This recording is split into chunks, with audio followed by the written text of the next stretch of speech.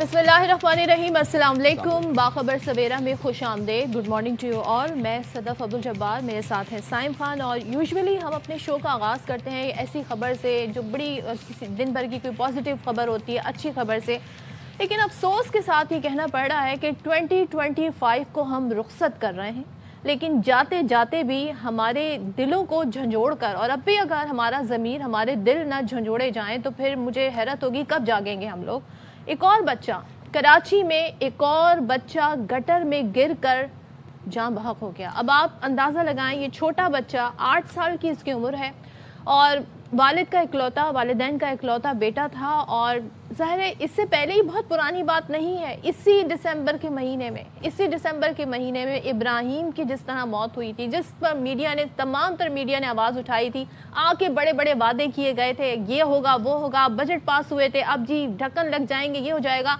जिस गटर में बच्चा कुरंगी में गिरकर मरा है, 1 महीने से इस पर कवर नहीं था जी। गटर की सफाई करने के लिए उस कवर को उतारा गया और फिर बाद में आगे किसी ने पूछा ही नहीं कि सफाई करने के लिए गटर के ऊपर से ढक्कन उतारा है, वो ढक्कन गया कहाँ पे। इस शहर में, माफ़ कीजिएगा, मुझे कहने दीजिएगा, लेकिन माँ बाप लावारिस हो रहे हैं, लड़कियां जो हैं वो बेवा हो रही हैं, बच्चे यतीम हो रहे हैं, कोई पुरसाने हाल नहीं है। इसी कोरंगी में कोई 2 हफ्ते पहले वाकया पेश आया था जब एक बुजुर्ग शहरी नाले में गिरकर जान बहक हो गया था। और कितनी जानें देनी है हमने गफलत और लापरवाही की नजर, और कितनी जाने जाएंगी। मतलब अगर मैं काउंट करूं साइम, इस साल के जो एदाद शुमार है, सिर्फ गटर में गिरकर मरने से, जिसमें बच्चे भी हैं, बुजुर्ग भी हैं और लोग भी हैं, तकरीबन ये कोई 24 के करीब, 23-24 के करीब ये तादाद है। ये मेरा एक अंदाज़ा है, अभी मैं प्रिसाइज नहीं बता रही हूँ। ये जो 3 वाक़यात हुए हैं इसी महीने के अंदर, वो आपके सामने। और इतना कुछ कहने के बावजूद, इतना मीडिया के शोर डालने के बावजूद, आप देखें एक और वाक़या, और कुरंगी वो एरिया था जहाँ बुजुर्ग जिनके यही वाक़या हुआ। और कुरंगी की जनाब बहुत सारे ऐसे पॉइंट आउट किए गए थे लोगों ने सोशल मीडिया पर। चले आप टेलीविजन को छोड़ दें, सोशल मीडिया पर लोगों ने वीडियोस अपलोड की हैं, शहरियों ने वीडियोस अपलोड की हैं कि देखिए जी यहाँ पर गटर का ढक्कन नहीं है, लेकिन इसके बावजूद किसी के कान पर जू नहीं। अफसोस ये होता है कि हम किसी दही इलाके की बात नहीं कर रहे, किसी दूर अफ्तादा इलाके की बात नहीं कर रहे, ये बात कराची की हो रही है। आपके मुल्क का मौशी हब, रीढ़ की हड्डी, मेट्रोपॉलिटन कॉस्मोपॉलिटन शहर है, और वहां पर बैठ के हम क्या रिपोर्ट कर रहे हैं कि साल 2025 में 23 जानें चली गई गटरों की और मैन होल की नजर हो गई। 23 जानें, अनबिलीवेबल। मैं इस पे ज़ाहिर है हम कोशिश करेंगे इस पर बात करें, ज़ाहिर है जो कंसर्न लोग हैं उनसे बात करें कि कुछ वो कंसर्न इस पे दिखाएं। लेकिन इस सेगमेंट को हम आगे भी लेकर जाएंगे, इस पे डिटेल में इसके साथ बात करेंगे। कल एक और बड़ी डेवलपमेंट हुई है, ज़रा उसको भी शामिल गुफ्तगू कर लेते हैं। और सिक्योरिटी इदारों की बरवक्त कार्रवाई हुई और कराची शहर बड़ी तबाही से बच गया, क्योंकि खुदकुश हमले के लिए एक लड़की को तैयार करके भेजा गया था। और इस लड़की का इंटरव्यू कल पूरे टेलीविजन स्क्रीन पर छाया रहा। ये बलूचिस्तान से कराची आते हुए जब चेकिंग हुई तो इस दौरान ये लड़की पकड़ी गई। अब वज़ीर दाखिला सिंध ज़िया लंजार कहते हैं कि रियासत मुखालिफ अनासर ने सोशल मीडिया के ज़रिए इस बच्ची की जहन साजी की, और जो कलअदम जमातें हैं उनकी जानिब से सारा सिलसिला, इससे पहले भी हमने देखा था, आई गेस 1 साल 2 साल पहले की बात है, इसी तरीके से एक खातून खुदकुश बम्बार को भी तैयार करके भेजा गया। अच्छा, ये जो कलअदम जमातें हैं ये बड़े सिस्टमैटिक तरीके से अब बच्चों की, नौजवानों की, बच्चियों की जहन साजी कर रहे हैं। ये BLA, BLF ख़वातीन और कम उम्र बच्चियों को बतौर हथियार इस्तेमाल कर रही हैं और मुल्क के मुखालिफ हथियार बनाना चाह रही हैं इनको। ये मज़ाहमत नहीं, ये बल्कि बच्चों का इस्तेहसाल है और दहशत गर्दी है। अब हुआ क्या, इस बच्ची ने जैसे रिपोर्ट किया कि इसको व्हाट्सएप के ऊपर वीडियोस भेजी जाती थी जिसमें ये पूरा तरीक़ेकार समझाया जाता था कि आपने खुदकुश हमला कैसे परफॉर्म करना है। उसके बाद सदफ बाकायदा बुक्स भेजी जाती थी इसको जिसमें प्रॉपर प्रोपोगेंडा होता था, रियासत मुखालिफ बातें थीं, थ्योरीज थीं, ताकि ये बच्चे पढ़े और इनकी जहन साजी हो और ये मुल्क मुखालिफ दहशत गर्दी करें। यानी कि अमूमन हम जो एक रिवायत देखते रहे, इस तरह के जो ट्रेंड खुदकुश बम्बार होते हैं उन्हें किसी कैंप में ले जाया जाता है, वहाँ पर उनकी ट्रेनिंग की जाती है, उन्हें ब्रेन वॉश किया जाता है। लेकिन यहाँ पर सोशल मीडिया का प्लेटफॉर्म, ऑनलाइन प्लेटफॉर्म जो है वो यूज़ किया जा रहा है, जिसमें ये तमाम तर सूरत हाल हमारी सामने आ रही है। अच्छा जी, खुदकुश हमले के लिए तैयार कम उम्र तालबा का कहना है उसे नफरत अंगेज मवाद दिखाकर, जैसे कि साइम बता रहे थे, रियासत के लिए जी रियासत के लिए तैयार किया जा रहा था। और साथ ही साथ फिर जब चेकिंग हुई, तसल्ली बख्श जवाब ना दे पाई, तो फिर उसके बाद फिर इसको तहवील में लिया गया, फिर इसने कन्फेस भी किया। इसने कहा क्या, जरा आपको ये वीडियो दिखाते हैं। जो लोग सोशल मीडिया पर नरम लहजे में बात करते हैं, हमदर्दी दिखाते हैं, वो मददगार नहीं होते, वो शिकारी होते हैं। जो लोग खुदकुशी को हल कहते हैं, वो अपने बेटियों को खुदकुश बम क्यों नहीं देते, स्कूल क्यों बेचते हैं, किताब और कलम क्यों देते हैं। जी, तो ये बात है कि जो इनको सिखा रहे हैं वो अपने बच्चों को किताब और कलम पर क्यों पकड़ा रहे हैं, वो अपने बच्चों की जहन साजी करके उनको खुदकुश हमलावर क्यों बना रहे हैं। ये BLA, BLF, MB इनके सहूलतकार, इनके सरबराह बाहर के ममालिक में बैठ के पुरतायुश ज़िंदगी गुजार रहे हैं, लग्जूरियस ज़िंदगी गुजार रहे हैं, और यहाँ पर रेड लाइन क्रॉस हो गई। हमारे मुल्क की बेटियों को मुल्क के मुखालिफ ही खड़ा किया जा रहा है, उनकी जहन साजी की जा रही है। बिल्कुल, और इस सारी सूरत हाल के हवाले से वज़ीर इत्तलात अता तारड़ साहब ने भी गुफ्तगू की, ज़रा सुनते हैं वो क्या कह रहे हैं।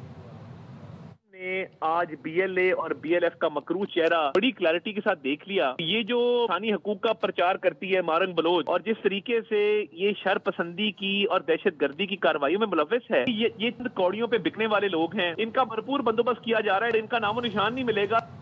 अच्छा जी, वज़ीर आला बलूचिस्तान ने कहा है कि जी बलूचिस्तान की पहाड़ों पर मौजूद बलोचों को कौमी धारे में आने की दावत उन्होंने दी है, और सरफराज बुगटी कहते हैं कि जी बंदूक के जोर पर अपना जरिया मुसल्लत नहीं किया जा सकता। हमारे साथ मौजूद है दिफाई तज्जियाकार ब्रिगेडियर रिटायर्ड अहमद सईद मिन्हाज साहब। बहुत शुक्रिया मिन्हाज साहब, आपने बाखबर सवेरा के लिए वक्त निकाला। सर, वो कहते हैं ना कि तोहमत लगाकर माँ पर दुश्मन से जो दाद ले, ऐसे सुखन फरोश को मर जाना चाहिए। ये पहली दफ़ा नहीं है कि कलअदम तंजीमों ने हमारे बच्चों की जहन साजी की कोशिश की हो। हमारे बच्चों को तैयार किया जा रहा है इसलिए कि वो मुल्क मुखालिफ सरगर्मियों में हिस्सा ले, रियासत के मुखालिफ उनकी जहन साजी की जा रही है, और इस दफ़ा तो बाकायदा सिस्टमेटिक तौर पर सोशल मीडिया का सहारा लिया गया, वहाँ पर बच्चों को वीडियोस भेजी गई। क्या लगता है आपको अमली तौर पर क्या इक़दाम करने चाहिए हमें? जी, बिस्मिल्लाहिर्रहमानिर्रहीम। देखिए, इसमें कोई दो राय नहीं है। जब से BLF और BRA की जो फंडिंग है वो इंडिया की जानिब से रुकी है, और उनकी तरफ से जो की जाने वाली कार्रवाइयाँ पाकिस्तान में और स्पेशली बलूचिस्तान में हो रही थी, उनके ऊपर चेकमेट लगाया गया नेशनल एक्शन प्लान को मनवान अमल करने से, जो कि बलूचिस्तान गवर्नमेंट इस वक्त कर रही है। तो फिर उन्होंने जब काइनेटिक तरीके से नई सक्सेस उनको मिली, तो उन्होंने फिर नॉन काइनेटिक ऑप्शन में 5th जनरेशन वॉरफेयर का इस्तेमाल करते हुए प्रोपेगेंडा वॉरफेयर को एज अ टूल यूज़ किया, और स्पेशली इसमें जो टारगेट था वो उसमें बेटियाँ थीं या जो हमारी यंग लड़की हैं उनको टारगेट किया गया कि उनकी जहन साजी करके जो है वो पाकिस्तान पे हमला किया जाए या कहीं पे किसी टारगेट के ऊपर अटैक किया जाए। अब रीज़न ये है कि हमारे जो स्ट्रेटजिक कल्चर है उसके मुताबिक ये हमारी जो फोर्सेस भी हैं वो जब चेक करती हैं सड़कों पे जब गाड़ियों वगैरह को, तो ख़वातीन के एहतराम में उनके साथ थोड़ा नरम रवैया इख्तियार किया जाता है। तो लिहाजा हमारे स्ट्रेटजिक कल्चर की ये जो इसको फॉल्ट लाइन बोलें या हमारी हमदर्दी बोलें या हमारा अच्छा रवैया बोलें, इसको इस्तेमाल करके इस बेटी के जो जहन साजी की गई, और उसको कराची में जो है वो लॉन्च किया जा रहा था कि जिसको लॉ इन्फोर्समेंट एजेंसीज ने चेक किया और उसको बर वक्त हमने अप्रीहेंड करके कराची को बड़ी तबाही से बचाया। जहाँ पर ये खुशाइन चीज़ है वहीं पे लम्हा फिक्रिया भी है। लम्हा फिक्रिया इस लिहाज से कि इस वक्त जो हमने काउंटर मेजर्स लेने हैं वो अशद ज़रूरी हैं, और उसके लिए हमारी माशरती इस्लाह जो है उसकी अशद ज़रूरत है। माशरती इस्लाह से मुराद कि जो पेरेंट्स और बच्चों के दरमियान जो एक मोहब्बत का या एक इंगेजमेंट का रिश्ता था वो खासा डाइल्यूट होता चला जा रहा है। अब पेरेंट्स मोहब्बत में अपने बच्चों को जो है ये चेंज की स्क्रीन जो मोबाइल की सूरत में एज अ वेपन दुश्मन यूज़ कर रहे हैं वो ख़रीद के देते हैं। अब अगर आप देखें तो अपने ड्राइंग रूम कल्चर के अंदर भी देखें आप, तो पेरेंट्स शाम में अगर 2 बच्चे और माँ बाप बैठे हुए हैं तो वो चारों अपने अपने मोबाइल के ऊपर बजाय कि आपस में बात करें किसी कंस्ट्रक्टिव टॉपिक के ऊपर बात करें, वो सोशल मीडिया की ऐप्स इस्तेमाल करते हुए नज़र आते हैं। और अब जो खाना हम खाया करते थे लंच या डिनर, स्पेशली डिनर, वो भी अब बच्चे अब कमरों में खा रहे हैं और उस तरह से इंगेज नहीं कर रहे पेरेंट्स के साथ। तो लिहाजा मैं समझता हूँ कि माशरती इस्लाह की अशद ज़रूरत है। सबसे पहला हल तो ये, और नंबर 2 आपको ड्राइव लॉन्च करने की ज़रूरत है इस वक्त, कि जैसे फॉर एग्जांपल आजकल चल रही थी कि पोलियो के ख़िलाफ़ जो एक मुहिम चल रही थी, इसी तरीके से अपने बच्चों को इंगेज करने की ज़रूरत है गवर्नमेंट लेवल के ऊपर, और स्पेशली स्कूल, कॉलेजेस और यूनिवर्सिटीज़ के अंदर। जैसे मैं खुद एक यूनिवर्सिटी में इस वक्त लीड कर रहा हूँ। अब जब टीचर्स जाते हैं क्लासरूम में रोस्ट्रम के पीछे सुबह या अपने किसी भी लेक्चर के मौके पर, तो पूछा जाता है कि what's happening in the world. तो what's happening in the world के साथ आप 2 मिनट में अगर ये भी बताएं कि प्रोपेगेंडा वॉरफेयर कैसे चल रही है और कैसे दुश्मन जो है आपको टारगेट करके अपनी स्टेट के खिलाफ कर रहा है, तो मैं समझता हूँ कि इस्लाह यूनिवर्सिटियों से کالجز اسکول سے اور پھر آف کورس گھروں سے شروع ہو سکتی ہے. اور last but not the least کہ اس وقت بچوں کو انگیج کرنے کی ضرورت ہے. اور میں یہ بھی کہوں کہ آپ کی جو کائنیٹک وار ہے بیسیکلی وہ اتنی لیتھل ہو چکی ویپنز کی لیتھیلٹی کی وجہ سے کہ اب لوگ جو ہیں وہ ممالک آپس میں جو ہے وہ کنونشنل وار کی طرف شاید نہ جائیں, وہ ففتھ جنریشن وارفیئر کو اپنے حق میں استعمال کریں گے. یہ اس صورت میں نظر آ رہا ہے کہ کس طریقے سے, اب میں یہی بات کہہ رہی تھی کہ مناسا پہلے تو ایک روایتی طریقہ ہوتا تھا, کیمپس ہوتے تھے ان کی, وہ ظاہر ہے کہیں وہ فزیکل ان کا اسٹرکچر ہوتا ہوگا, وہاں پہ انہیں ٹریننگ دی جاتی تھی, لیکن یہ بچی سوشل میڈیا پر انفلوئنسڈ ہوئی. آپ نے بہت ساری چیزوں کی نشاندہی کی کہ پیرنٹس کو کیا رول پلے کرنا ہوگا, اور ظاہر ایک آگاہی مہم بھی چلانا ہوگی جیسے کہ پولیو کی مہم چلائی جاتی ہے. لیکن جب وزیر اعلیٰ بلوچستان کہتے ہیں کہ پہاڑوں پر موجود بلوچوں کو قومی دھارے میں آنے کی وہ دعوت دے رہے ہیں اور کہتے ہیں جی کہ مزاحمت کا راستہ اپنانے والے واپس آ جائیں, اس کے لیے کرنا کیا ہوگا؟ وہ کون سے پریکٹیکل کانکریٹ 3 اسٹیپس ایسے ہو سکتے ہیں جو کیے جا سکتے ہیں اور یہ آفر ان کے لیے بڑی خوشکن ہو سکتی ہے؟ نیشنل ایکشن پلان کو, اسے میں نے کہا کہ ویزاوی اگر آپ کے PK دیکھیں تو بلوچستان میں اس پہ خاصا عمل بھی ہو رہا ہے. اور ماضی کے اندر آپ دیکھیں تو خاصے لوگ جو ہیں جیسے بگٹی ٹرائب کے بڑے ایک سردار تھے, انہوں نے بگٹی ایریا کے اندر آ کے ان کو اپنے 100 جنگجوؤں کے ساتھ سرنڈر کیا تھا. تو بیسیکلی آپ نے کیا کرنا ہے, ان کو آپ نے اچھی سہولیات دینی ہے, ان کے سٹیکس بڑھانے, نوکریاں دینی ہیں, پڑھانا ہے ان کو, اور ایسی تمام چیزیں کہ جن کو کیش کر کے جو ایز اے ٹول یوز کیا جاتا ہے ورگلانے کے لیے نوجوانوں کو, اسپیشلی لڑکوں کو, تو ان کو آپ نے ایڈریس کرنا ہے. جیسے فار ایگزامپل اس وقت پنجگور کی جو کھجور ہے پوری دنیا میں مشہور ہے.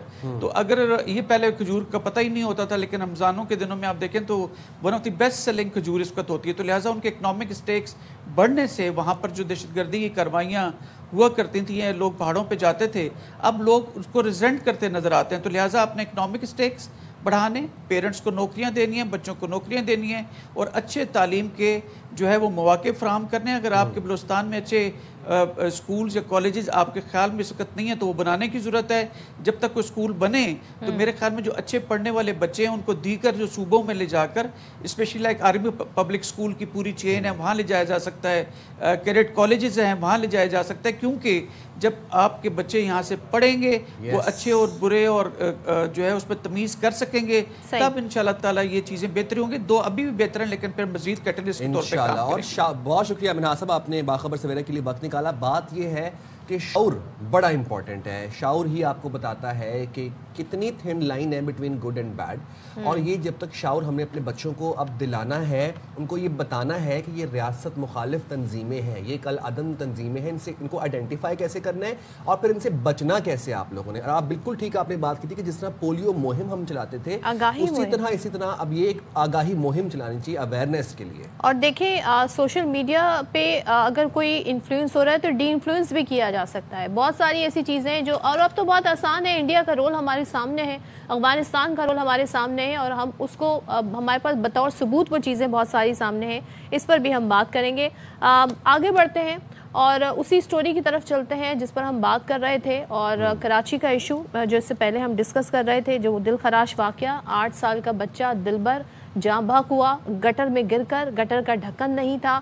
اور اس سے پہلے آپ کو یاد ہے کتنے وعدے وعید کیے گئے تھے, پھر فنڈ 1 لاکھ کا جاری ہوا تھا تمام بلدیاتی نمائندوں کو, پھر آ کر کس طریقے سے جو میئر ہیں کراچی کے مرتضی وہاب صاحب, انہوں نے پریس کانفرنس کی تھی اور کہا تھا جی کون ہے جی مجھ سے استعفیٰ مانگ رہا ہے, اور مطلب جو الفاظ انہوں نے استعمال کیے تھے وہ الفاظ میں استعمال نہیں کرنا چاہ رہی ہوں. لیکن جب آپ کوئی کام کریں تو میک شور کریں کہ وہ کام پورے علاقے, کیونکہ آپ پورے کراچی کے میئر ہیں, آپ کراچی کو ریپرزینٹ کرتے ہیں, اپنی ذمہ داری جی آپ کراچی واٹر بورڈ کے سر ڈال دیں, کسی بلدیاتی نمائندوں کے سر ڈال دیں. اس چیز کو میک شور کس نے کرنا ہے کہ جو فنڈ جاری ہو رہے ہیں وہ کہیں لگ بھی رہے ہیں, اور واقعتاً کہیں پر ڈھکن نہیں ہے تو کیوں نہیں ہے, اس کی رپورٹ تو آ گئی. یہ رپورٹ تو تیار ہوئی ہوگی اس دوران جب ابراہیم کا واقعہ ہوا تھا. اور بات یہ ہے کہ 8 سالہ دلبر مہران ٹاؤن سیکٹر 6G میں کھلے مین ہول میں گر کر جاں بحق ہوا. یہ 8 سال کا بچہ, یہ اپنے والدین کا اکلوتا بچہ تھا.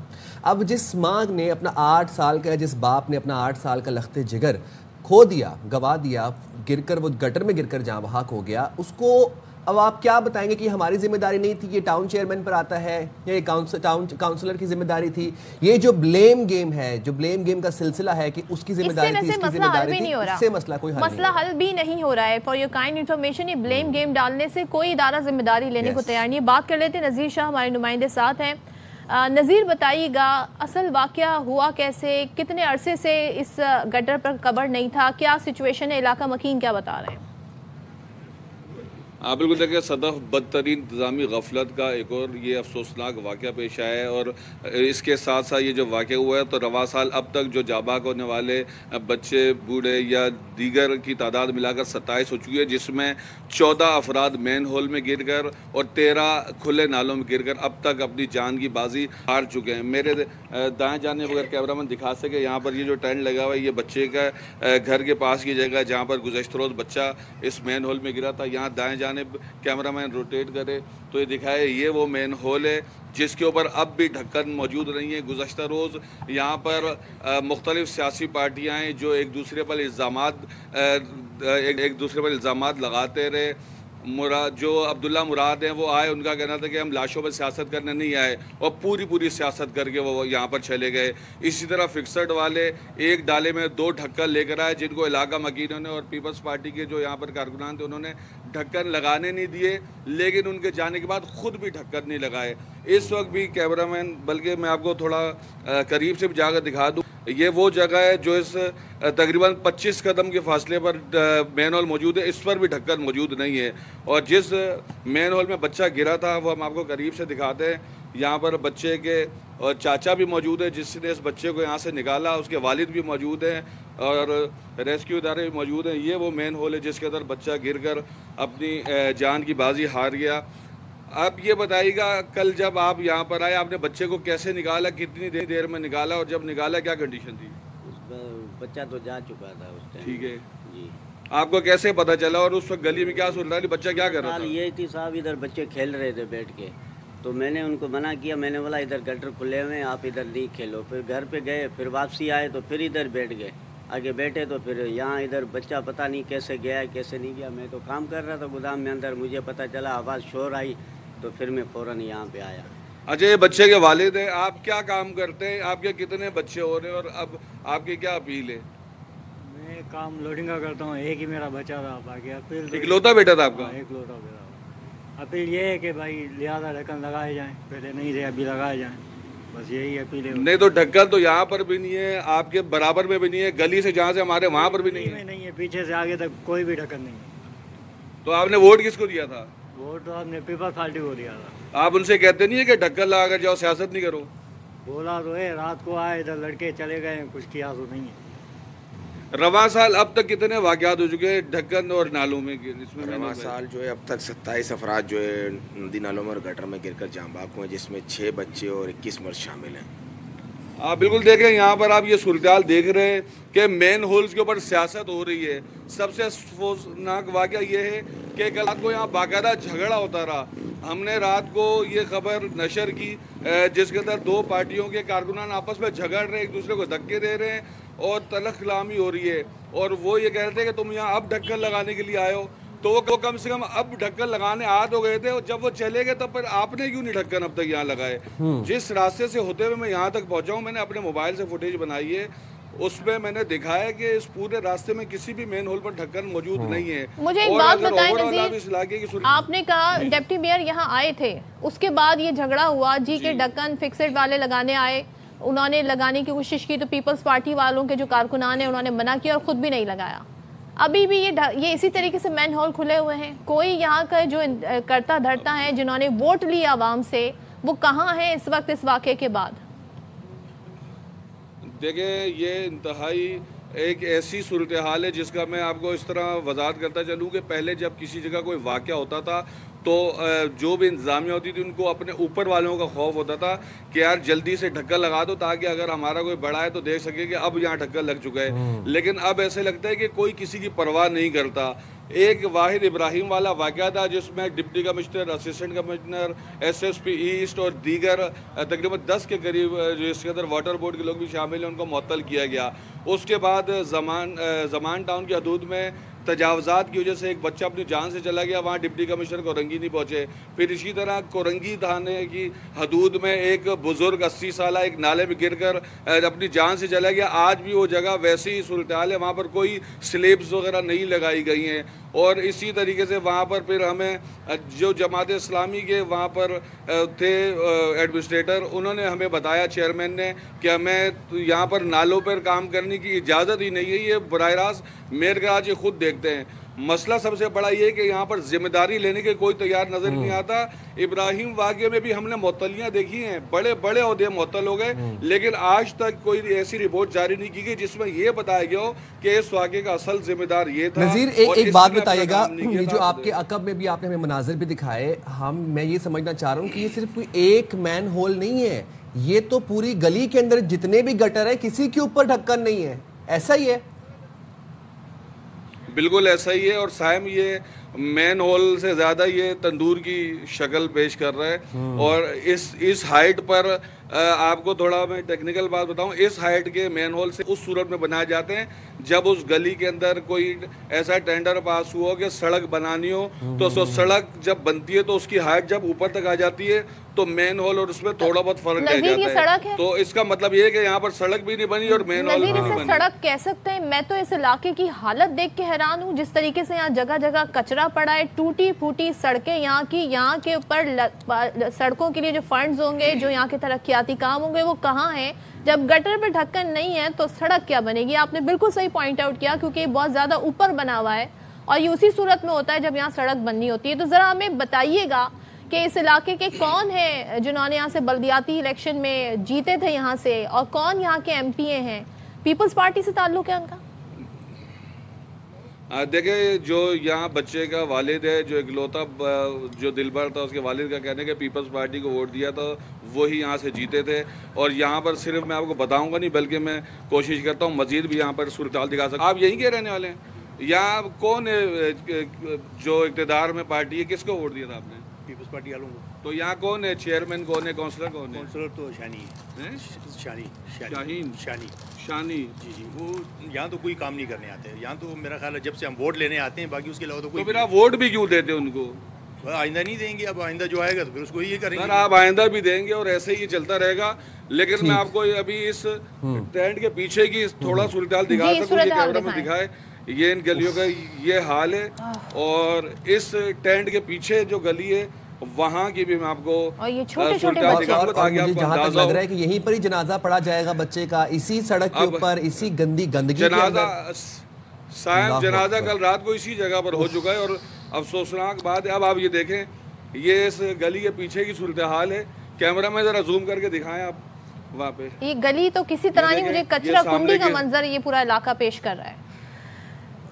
بالکل ایسا ہی ہے. اور یہاں کے لوگ کس طرح رہتے ہیں, کیسے جی رہے ہیں, ان سے جو سیاستدان ہیں جو یہاں پر ووٹ مانگنے کے لیے آتے ہیں, صرف اسی وقت اپنا چہرہ دکھاتے ہیں. لوگوں کا یہی مطالبہ ہے نذیر کہ یہاں پر کم سے کم سڑک تو بنے, کم سے کم مین ہولوں پر ڈھکن تو. بہت شکریہ, آپ ہمیں اپڈیٹ کر رہے تھے. ہمیں صورتحال دکھا رہے تھے, اور یہ تمام صورتحال دیکھنے کے بعد اندازہ ہوتا ہے کہ جی ہمارے حکمرانوں کے کوئی انٹرسٹ نہیں ہے.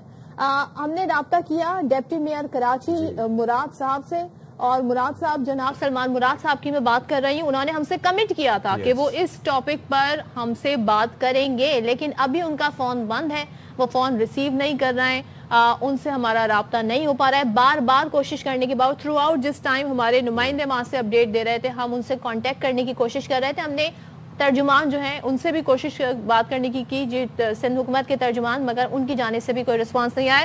یہ ہے رویہ, یہ المیہ ہے, انسانی جان کی کوئی قیمت نہیں ہے. ابراہیم کے واقعے کے بعد بھی کسی کی آنکھیں نہیں کھلی, ابراہیم کے واقعے کے بعد بھی کوئی لاہ عمل سامنے نہ آئے, کوئی پلان نہیں ہے ان کے پاس. یہ پیسے جاری کر دیں گے لیکن پلان ان کے پاس کوئی نہیں ہے, مانیٹرنگ نہیں کر سکتے, گٹر پہ ڈھکن نہیں لگا سکتے. اور آپ کے ہمارے بچے اسی طریقے سے جی آئے دن کوئی کسی سڑک کے اوپر مارا جائے گا ٹرک کے آگے نیچے, یا پھر اس طریقے سے وہ چلا جائے گا.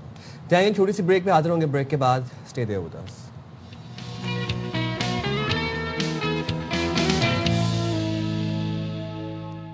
वेलकम बैक जनाब। और ज़रा आपको बता दें कि मुल्क भर में मौसम की क्या सूरत हाल है। तो सर्दी ने शिद्दत इख्तियार कर ली है, अपना आप दिखाना शुरू कर दिया है। मुख्तलिफ इलाकों में बारिश का सिलसिला भी जारी है। बताया हमें ये गया था कल महकमा मौसमियात वालों की जानिब से कि 30 और 31 के दरमियान कहीं ना कहीं पर कराची में भी बारिश होगी। आज 30 हो गई है। शब जब आएगी, दरमियानी शब यानी कि 30 ट्रांजिट हो रही होगी 31 में, तो देखते हैं। अभी तक वैसे कोई बारिश वाला मौसम मुझे लग नहीं रहा कराची के अंदर, टू बी ऑनेस्ट। सुबह कैसे पता चलेगा? अभी तो जरा देखते हैं ना, काली काले बादल, काली घटाएं छा जाती हैं। बट ताकतवर मगरबी मौसम सिस्टम जो है वो बलूचिस्तान में दाखिल हो चुका है, जिसके बाद गवादर, जिवानी और दीगर इलाकों में बारिश ने सर्दियों की शिद्दत को मजीद बढ़ा दिया है। Very nice. शुमाली बलूचिस्तान में दर्जा हरारत नुक्ते अंजमात से भी नीचे गिर गया है। और NDMA ने इस मौसम के हवाले से जारी अलर्ट में खबरदार किया है कि खैबर पख्तूनख्वा, GB और कश्मीर में लैंड स्लाइडिंग का ख़तरा है। ख़ास तौर पर अभी ख़तरा किस लिए अलर्ट किया जा रहा है? जो लोग ट्रैवल करने की कोशिश कर रहे हैं इस धुंधों के मौसम के अंदर, क्योंकि बच्चों की वेकेशंस का फ़ायदा उठाना चाहते हैं, प्लीज़, एक तो धुंध है, मोटरवे के सेक्शंस बंद हैं, एंड सेकेंडली अब आप ये देख लें GB, कश्मीर और खैबर पख्तूनख्वा के अंदर लैंड स्लाइडिंग का ख़तरा भी अलर्ट जारी कर दिया। तो ये जो हद निगाह है, जिसे हम विजिबिलिटी कहते हैं, ये बड़ी आपकी जो है ना एक ऐसा फैक्टर होती है जिसे आपको मद्देनज़र रखना ज़रूरी है। ख़ास तौर पे जो शहरी हैं और सयाह हैं उनको एहतियात की हिदायत भी की गई है ताकि सर्दी और बर्फ़बारी के दौरान हादसात से भी बचें। और अगर आप मोटरवे पे ट्रैवल कर रहे हैं तो आप धुंध से भी बचें, फॉग से बचें, बिकॉज उसमें आप दूर तक डिस्टेंस तक नहीं देख सकते हैं। तो ये बड़े मैटर करते हैं। और आप कोशिश ही करें कि आपके पास तमाम एमरजेंसी नंबर हो, जो मुतालिका अदारे हैं, मोटरवे पुलिस हो गई है या दीगर जो भी इस हवाले से ऐप्स हैं उन पर आप कनेक्टेड हो, तब आप प्लान करें। और वैसे भी आजकल वेकेशन चल रही है और ये तमाम तर सूरत हाल है।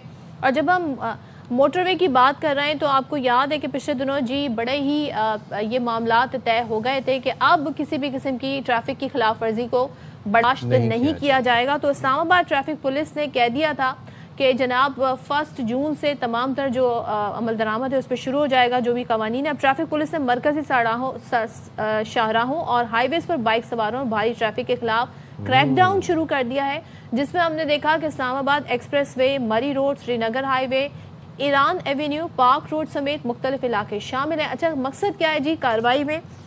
मकसद है जी हैवी, लाइट और पब्लिक ट्रांसपोर्ट व्हीकल्स और लेन डिसिप्लिन को यकीनी बनाना है। हेलमेट हमारे यहाँ इतना कहने के बावजूद कि आपकी जान के लिए कितनी इंपॉर्टेंट रखता है हेलमेट, नहीं पहनते लोग, उसके पहनने। और 3 सवारों वाली बाइकिंग, यानी कि एक बाइक पे 3 लोग बैठे, ट्रिपल सवारी जी, इससे आगाही फराहम करना। अच्छा सदफ, आपने भी ट्रैवल किया होगा एक्सप्रेस वे के ऊपर, श्रीनगर हाईवे पे, मरी रोड के ऊपर, तो वहाँ पर मसला एक जो सबसे जो इंटीग्रल मसला है वो ये आता है कि लोग लेन्स की खिलाफ वर्जी करते हैं, लेन डिसिप्लिन को बिल्कुल मद्देनजर नहीं रखते, जिसका दिल करे। ऊपर से भी वहाँ पर अक्सर वीकेंड के ऊपर रेसिंग भी हो रही है, तो ये प्रॉपर क्रैक डाउन किया गया है। अच्छा, अब इस क्रैक डाउन के अंदर आपको ये बता दें कि इस क्रैक डाउन के हवाले से 6 चेकिंग पॉइंट्स कायम किए गए हैं।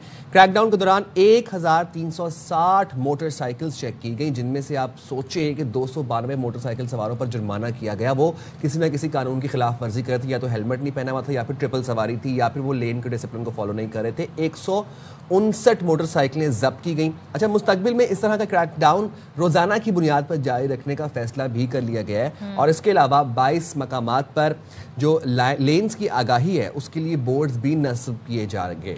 अच्छा, तो जनाब अब सीरिया के ताउन से तमाम हाईवेज और सड़कों पर बाइक लेन्स ग्रीन पेंट से मार्क की जाएंगी। तो ये देखें, जब आप किसी भी कानून को लागू करते हैं, उसकी इम्प्लीमेंटेशन या इन्फोर्समेंट चाहते हैं, तो सबसे पहले जो उससे रिलेटेड मामलात होते हैं, यानी कि साइन बोर्ड लगाना और आगाही मुहिम करना, ये तमाम तर कंप्लीट करने के बाद अब ये फैसला हुआ है। चलें जी, बात कर लेते हैं chief traffic officer Islamabad captain retired Hamza Humayun हमारे साथ हैं। Thank you so much Hamza हमें ज्वाइन करने के लिए। सबसे पहले तो ये बताइएगा कि ज़ाहिर है तमाम तर कवानीन हैं और इस्लामाबाद में थोड़ा हम डिसिप्लिन भी देखते हैं, बट स्टिल इतने बड़े पैमाने पर क्रैकडाउन की वजह क्या है? ये सिलसिला कब से शुरू हुआ है और क्या इस वक्त आपके पास नंबर्स हैं? जी अस्सलाम वालेकुम। बताने का बेसिकली मकसद ये है कि ये काफ़ी देर से एक एजुकेशनल कैंपेन चल रही थी। आप देख सकते हैं बहुत जगहों पे ये कहा गया है कि जो लेन वायलेशन है वो इस्लामाबाद की नंबर 1 वायलेशन है। यहाँ जो मेन शाहराहें हैं, जो मेन एक्सप्रेस वे है, उसके ऊपर बाइकर्स और जो हैवी ट्रैवलिंग व्हीकल्स जो है वो अपनी डेडिकेटेड लेन्स को फॉलो नहीं करती, और उसकी वजह जो है वो एक्सीडेंट्स बनती है। और जहाँ तक बाइकर का मामला है, वहाँ जब हम एक्सीडेंट इंडेक्स को देखते हैं تو اگر 72 accidents reported in this year ہیں اس میں 63 فیٹیلٹیز ہے. تو آپ دیکھ سکتے ہیں کہ 90% فیٹیلٹی ریٹ ہوتا ہے جب بھی کوئی بائکر اپنی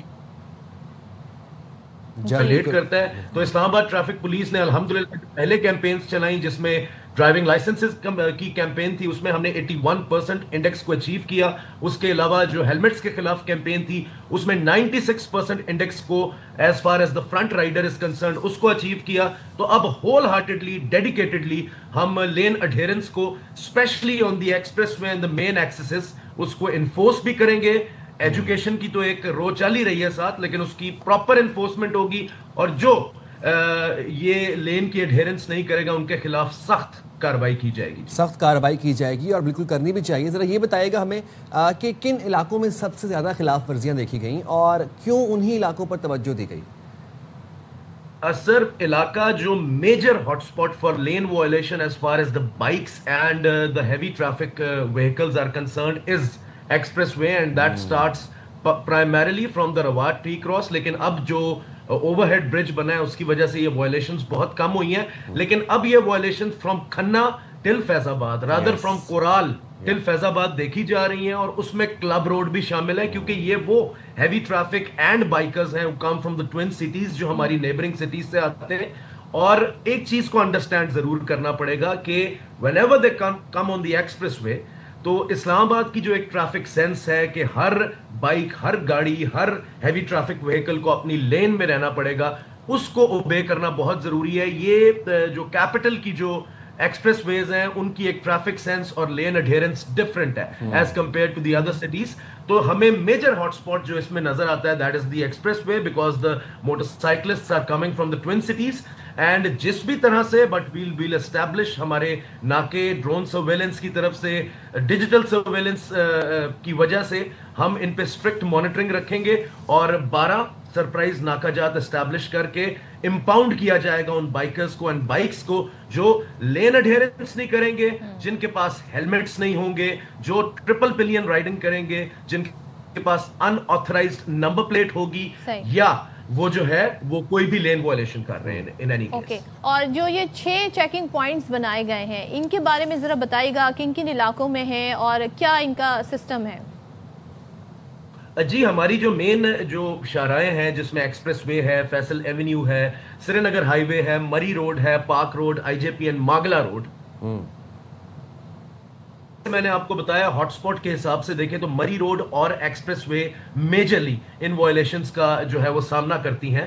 تو ہم نے اپنی جو میجر جو چیک پوسٹس ہیں وہ انہی ایکسپریس ویز کے اوپر رکھی ہیں. اگین یہ ہر تقریباً ہم 500 to 600 میٹرز کے بعد اپنا ایک چیک گے اور وہاں پہ موٹر بائک چلانے والے ہیں جن کی ملٹیپل وائلیشنز ہیں ان کا ریکارڈ بھی دیکھا جائے گا کہ وہ پہلے بھی کیا لین وائلیشن کی جو ہے وہ وائلیشن یہ کرتے رہے ہیں. اور اگر یہ چیز دیکھی جائے گی تو اس پہ زیرو ٹالرنس رکھی جائے گی اور بائکرز کو ہم نے ایجوکیٹ کرنا ہے, انفورسمنٹ کے ذریعے کریں یا ان کو سمجھا کے کریں, لیکن ہم نے بائکرز کو on the left most lane of the road عادت ڈالنی ہے کہ وہ اپنی بائکس کو آن دا لیفٹ موسٹ لین رکھیں, اپنی لین کو اڈھیر کریں اور بے ہنگم طریقے سے جس طرح روڈ کے سینٹر میں چل رہے ہوتے ہیں اس کو اوائڈ کریں because that results in accidents.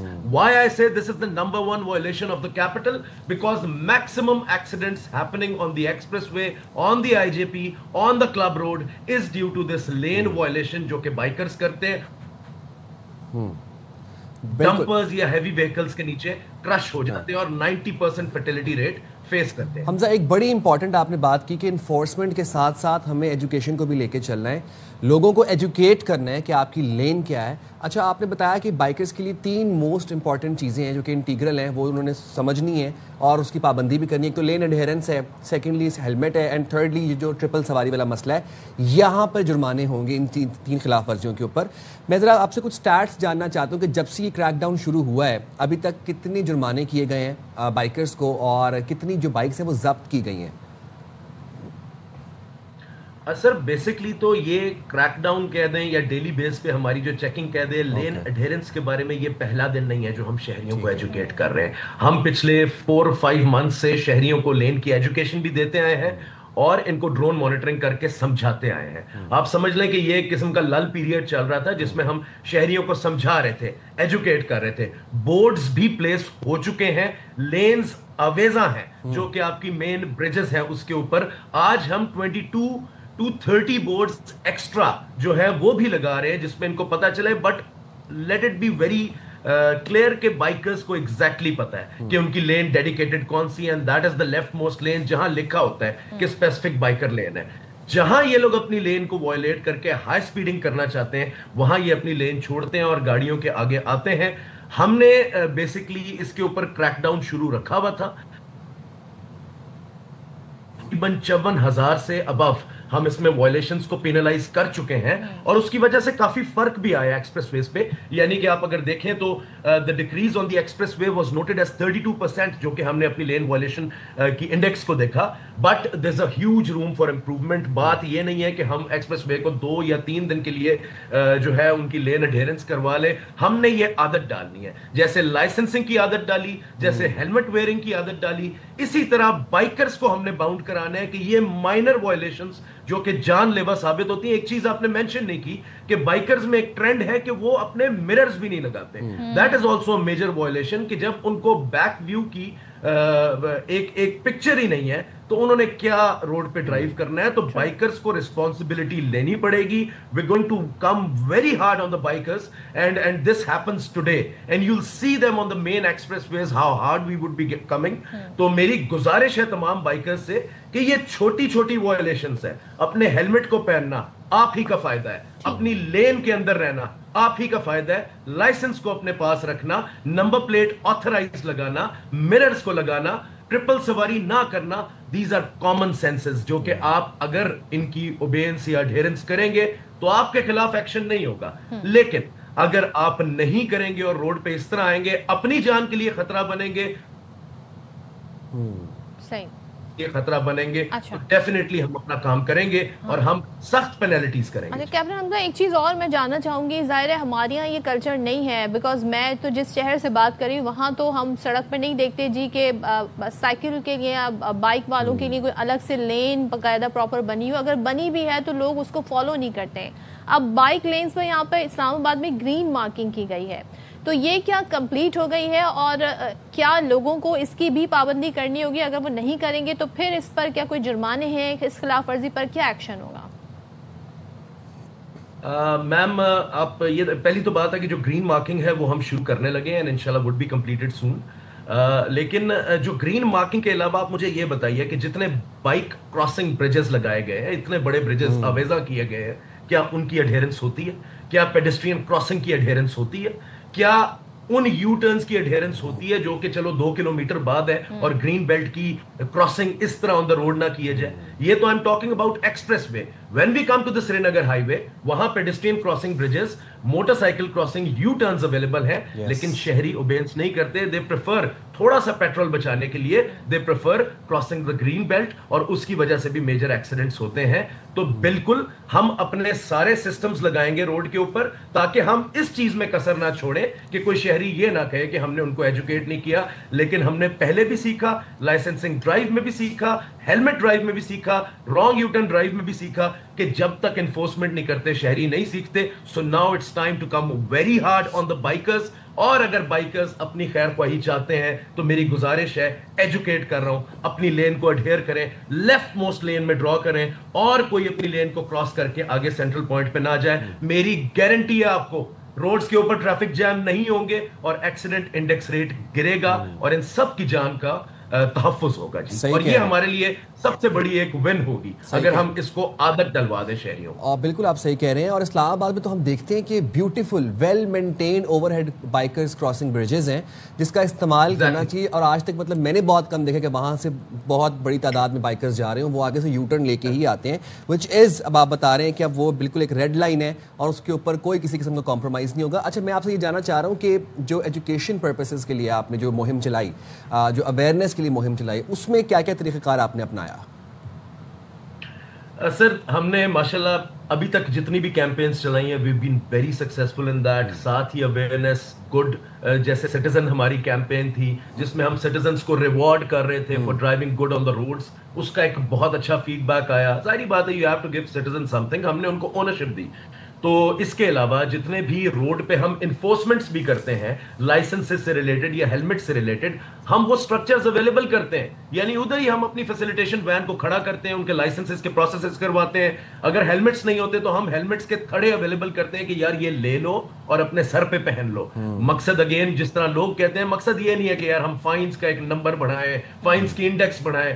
मकसद ये है that would be the best day for us जिस दिन शहरी रोड के ऊपर एक एजुकेटेड शहरी की तरह बिहेव करेंगे. And when it comes to the capital, traffic sense of the capital जब प्रिवेल करेगी, जिस तरह की इसके एक्सप्रेसवेज के ऊपर ड्राइविंग होनी चाहिए, that would be the best drive. तो yes, education, enforcement, they run parallel to each other. And इस पे हम बहुत ज्यादा एजुकेशन फराहम कर चुके हैं लेन पे. So now we going to press hard on the enforcement that comes as far as the bikers violation of the lane is concerned. अच्छा सर, हम हैवी व्हीकल्स पर आ जाते हैं. अक्सर बेशतर जी दूसरे शहरों से भी गाड़ियां आ रही होती हैं. अब वो वहाँ के कवानीन, वहाँ के फिटनेस सर्टिफिकेट और जो वहाँ से उन्हें गो हेड मिलता है उस हिसाब से वो गाड़ियां होती हैं. इस्लामाबाद में किसी किस्म के डिफरेंट रूल्स हैं, उनके लिए क्या कानून है?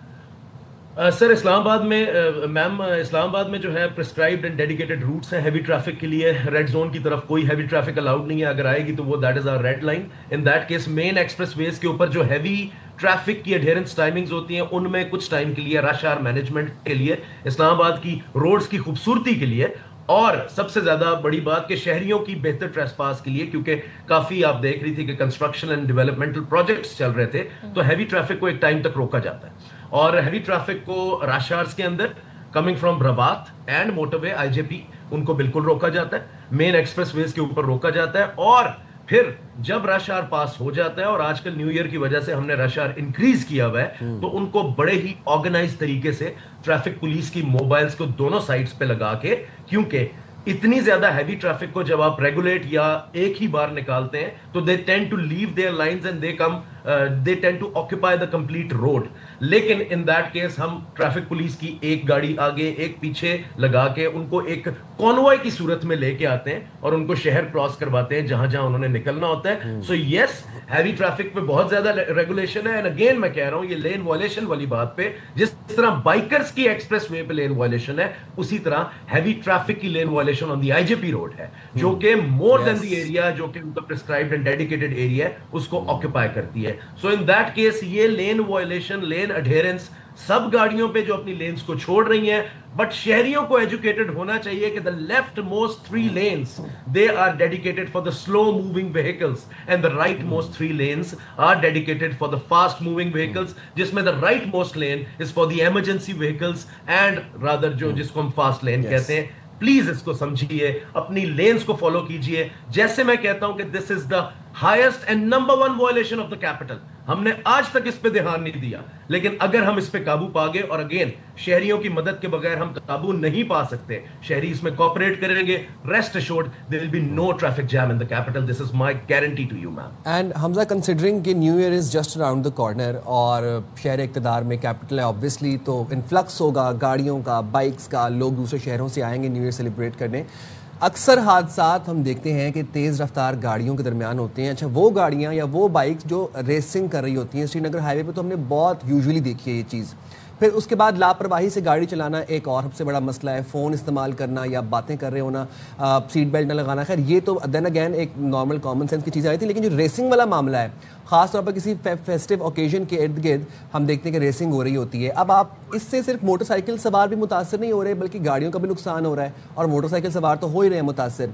इस सिलसिले में क्या कार्रवाई ज़ेर गौर है? अगर कोई रेसिंग लगाती हुई गाड़ी पकड़ी गई या कोई बाइकर्स रेसिंग कर रहे हुए, तो फिर क्या होगा?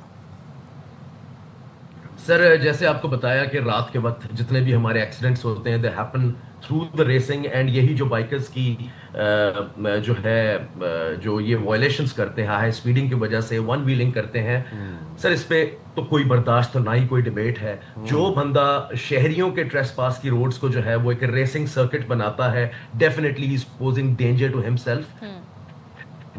एंड तो पाकिस्तान पीनल कोड एक्टिवेट होता है پیچھے بھی ڈریگ ریسنگ والے 2-3 کیسز تھے, ان کے اوپر ہم نے FIRs دی. دیکھیں جی, سرکٹس کے اندر ریسنگ کریں, ڈیڈیکیٹڈ ایریاز کے اندر ریسنگ کریں, پراپر ٹریننگ حاصل کر کے ریسنگ کریں, لیکن جب آپ مین شاہراہ کو ریسنگ ٹریک بناتے ہیں تو you posing danger to the other people. So yes, we have identified the hot spots as far as New Year is concerned. کن جگہوں پہ ون ویلنگ ہوتی ہے, کن جگہوں پہ جو ہے وہ سائلنسز آؤٹ کر کے پبلک نیوسنس کاز کی جاتی ہے, کن جگہوں پہ جو ہے وہ ڈریگ ریسنگ یا ڈرفٹ ریسنگ کی جاتی ہے. This is not a violation, this is a crime. Let me be very clear in that. اس کو ہم violation بھی نہیں لے رہے. This is a major crime because they're posing. اور اس کے لیے کوئی education کی ضرورت نہیں ہے. There's a common sense.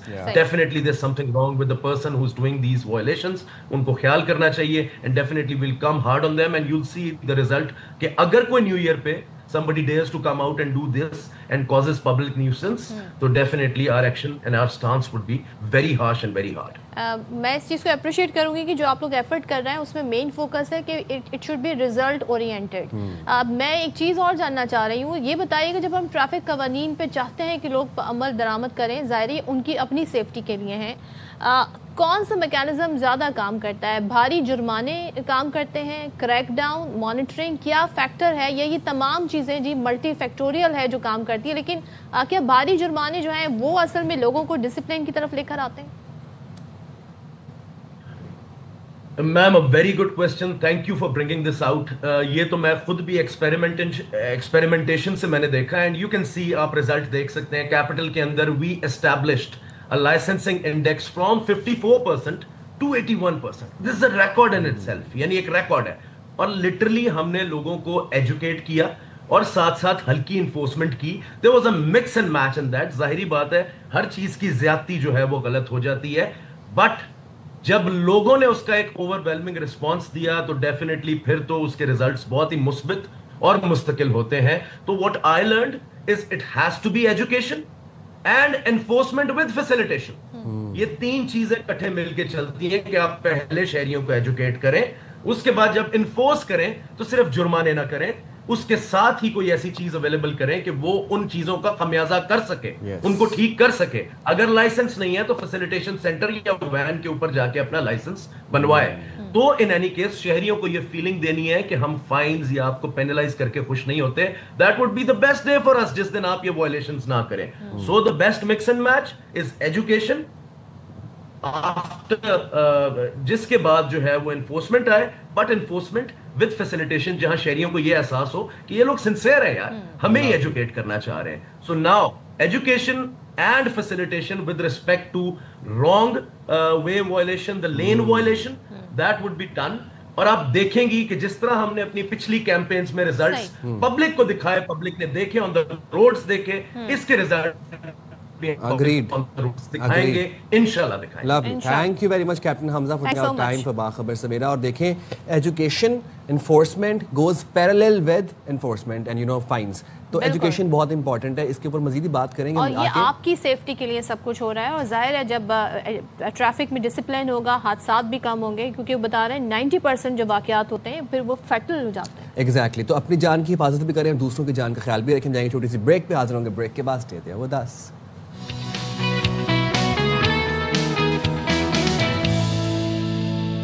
السلام علیکم, باخبر سویرا میں ایک دفعہ پھر سے خوش آمدید. اور سائم خان اور صدف عبدالجبار پھر سے آپ کی خدمت میں حاضر ہیں بہت سی سٹوریز لیے. اور اس کے بعد بات ہم پچھلے گھنٹے میں کر رہے تھے کس طریقے سے کراچی کے بچے انتظامیہ کی غفلت کی بھینٹ چڑھا رہے ہیں اپنی جانیں. مائیں پال پوس کر بچے بڑے کر رہی ہیں, جوان کر رہی ہیں, اور وہ گٹروں میں گر کر جاں بحق ہو رہے ہیں, فوت ہو رہے ہیں, اور کوئی پرسانے حال نہیں ہے, کوئی پوچھنے بتانے والا نہیں ہے.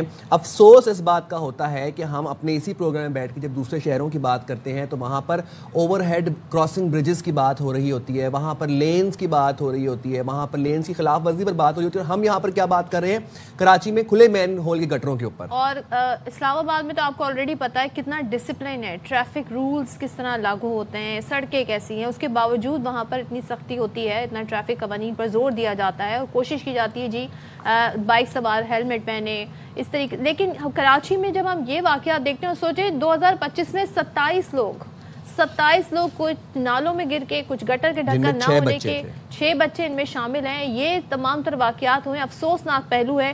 اور ابراہیم کا واقعہ گزرے زیادہ دیر نہیں ہوئی. ہمارے ساتھ ڈپٹی میئر کراچی سلمان مراد صاحب موجود ہیں. Thank you so much Salman join کرنے کے لیے. اور سب سے پہلے تو مجھے بتائیں, یہ تو اس کو میں اور کیا نام دوں, ابھی ابراہیم کا واقعہ گزرے زیادہ دن نہیں ہوا, ایک اور ایسا واقعہ ہو گیا. کیا کہیں گے آپ, کیوں ہوا ہے, کس کی ذمہ داری بنتی ہے, کسی غفلت کا نتیجہ ہے؟ جی, مہران ٹاؤن واقعے پر ہم سب کو شدید دکھ اور صدمہ ہے. ابتدائی تحقیقات کے مطابق گٹر کی صفائی کے بعد مینول کا ڈھکن درست طریقے سے نصب نہیں کیا گیا تھا, جس کے بعد یہ افسوسناک واقعہ. جی سلمان صاحب, 1 مہینے سے نہیں تھا اس پر کور, 1 مہینے میں بھی 1 مہینے سے اس پر کور نہیں تھا, اور اسی دوران میں کورنگی میں ایک بزرگ شہری جو ہیں وہ گٹر میں گر کے جاں بحق ہوئے. ابراہیم کا واقعہ, اس کے باوجود کوئی نہیں جاگا, اور آپ کے پاس تو ساری رپورٹ آئی ہوگی کہ کہاں کہاں پر مین ہال پر کور نہیں ہے, اس کے باوجود 1 مہینے سے غفلت کا مظاہرہ کیا گیا. جی, متعلقہ افسران کو وہاں پر فوری طلب کیا گیا اور واقعے کی مکمل رپورٹ لی جا رہی ہے. اس میں دیکھیں, میں خود آن دا اسپاٹ اس واقعے پر پہنچا, ان کے لواحقین سے ملا, اور وہاں پہ میں جانے سے پہلے یہاں کے تمام اسٹیک ہولڈر کو میں نے فون کیا ہے, اور وہاں کی ٹاؤن چیئر.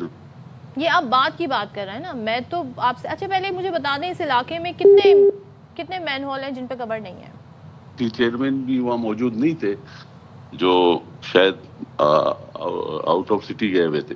سلمان صاحب ایک سوال ہے میرا, سلمان صاحب میرا ایک سوال ہے, اس علاقے میں کورنگی کی میں بات کر رہی ہوں جہاں واقعہ پیش آئے, اس گلی میں اور اس کے آس پاس جو گلیاں ہیں, کتنے مین ہول ہیں جن پہ کور نہیں ہے؟ جی, اس ایریا ہے وہاں پر جہاں ان کی رہائش تھی, اس ایریا میں مینول کور لگے ہوئے نہیں تھے, مگر میں نے واٹر بورڈ انتظامیہ سے یہ معلومات لی کہ وہاں یو سی چیئرمین نے 4 یا 5 دن پہلے ان کے ریکویسٹ پر 15 سے 10 مینول کور انہوں نے نہیں. یو سی چیئرمین نے ایک ریکویسٹ دی جس میں اس نے 10 کورز منگوائے. سر, آپ یہ پہلے کی بات, پری اور پوسٹ میں ہم نہیں جاتے, آپ نے تعزیت بھی کر لی, آپ لواحقین سے ملے بھی, آپ کی بہت بڑا دل ہے, آپ کی مہربانی کہ آپ نے تعزیت کرنے کے لیے گئے. لیکن میرا سوال یہاں پر صرف یہ ہے, ایک گٹر کی بات نہیں ہو رہی, اس پوری گلی کے اندر مین ہول کور نہیں موجود تھے. سر مجھے صرف یہ بتا دیں آپ کی ذمہ داری کون لینے کے لیے تیار ہے؟ دیکھیں, ذمہ داری میں یہ کہہ رہا ہوں نا آپ کو, دیکھیں وہاں منتخب نمائندے موجود ہیں نا, یو سی کی چیئرمین ہے, عوام نے ووٹ دے کے منتخب کیا ہے, تو ان کی ذمہ داری بنتی ہے نہیں بنتی؟ جی, وہ ہے کہ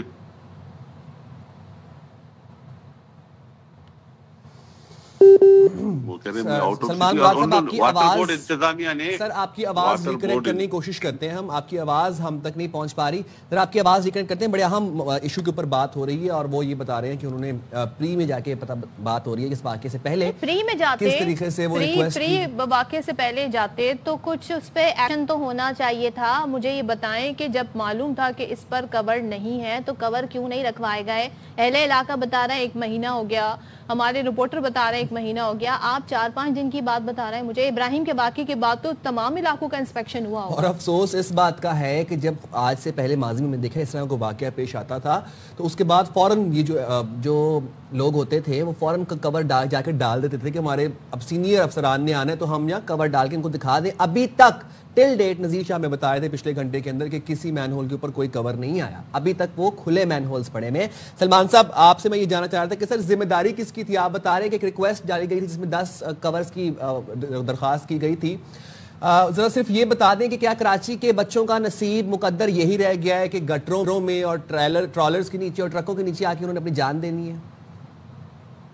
افسوسناک واقعہ پیش آیا ہے, کل کسی کے بھی ساتھ پیش آ سکتا ہے, ایسا ہونا نہیں چاہیے. یہ سر آپ نے میک شور کرنا ہے نا کہ ایسا نہ ہو. آپ ڈپٹی میئر ہیں, میئر کراچی مرتضی بہاب پیپلز پارٹی سے ہیں, جس علاقے کی ہم بات کر رہے ہیں وہاں پہ بلدیاتی نمائندے پیپلز پارٹی سے ہیں. اس وقت حکومت سندھ میں پیپلز پارٹی کی ہے. میری بات تو سنیں آپ دیکھیں وہاں پیپل, یہی تو آپ کو پتہ ہی نہیں ہے نا, آپ پیپلز پارٹی ہو یا پی ٹی آئی ہو یا جماعت اسلامی ہو, مگر وہ یو سی میں سیاست یا پلیم گیم پہ نہیں جانا چاہتا. ایک بچے کی حادثہ ہوا ہے, وہاں چیئرمین پی ٹی آئی کا ہے, ٹاؤن چیئرمین بھی پی ٹی آئی کا ہے.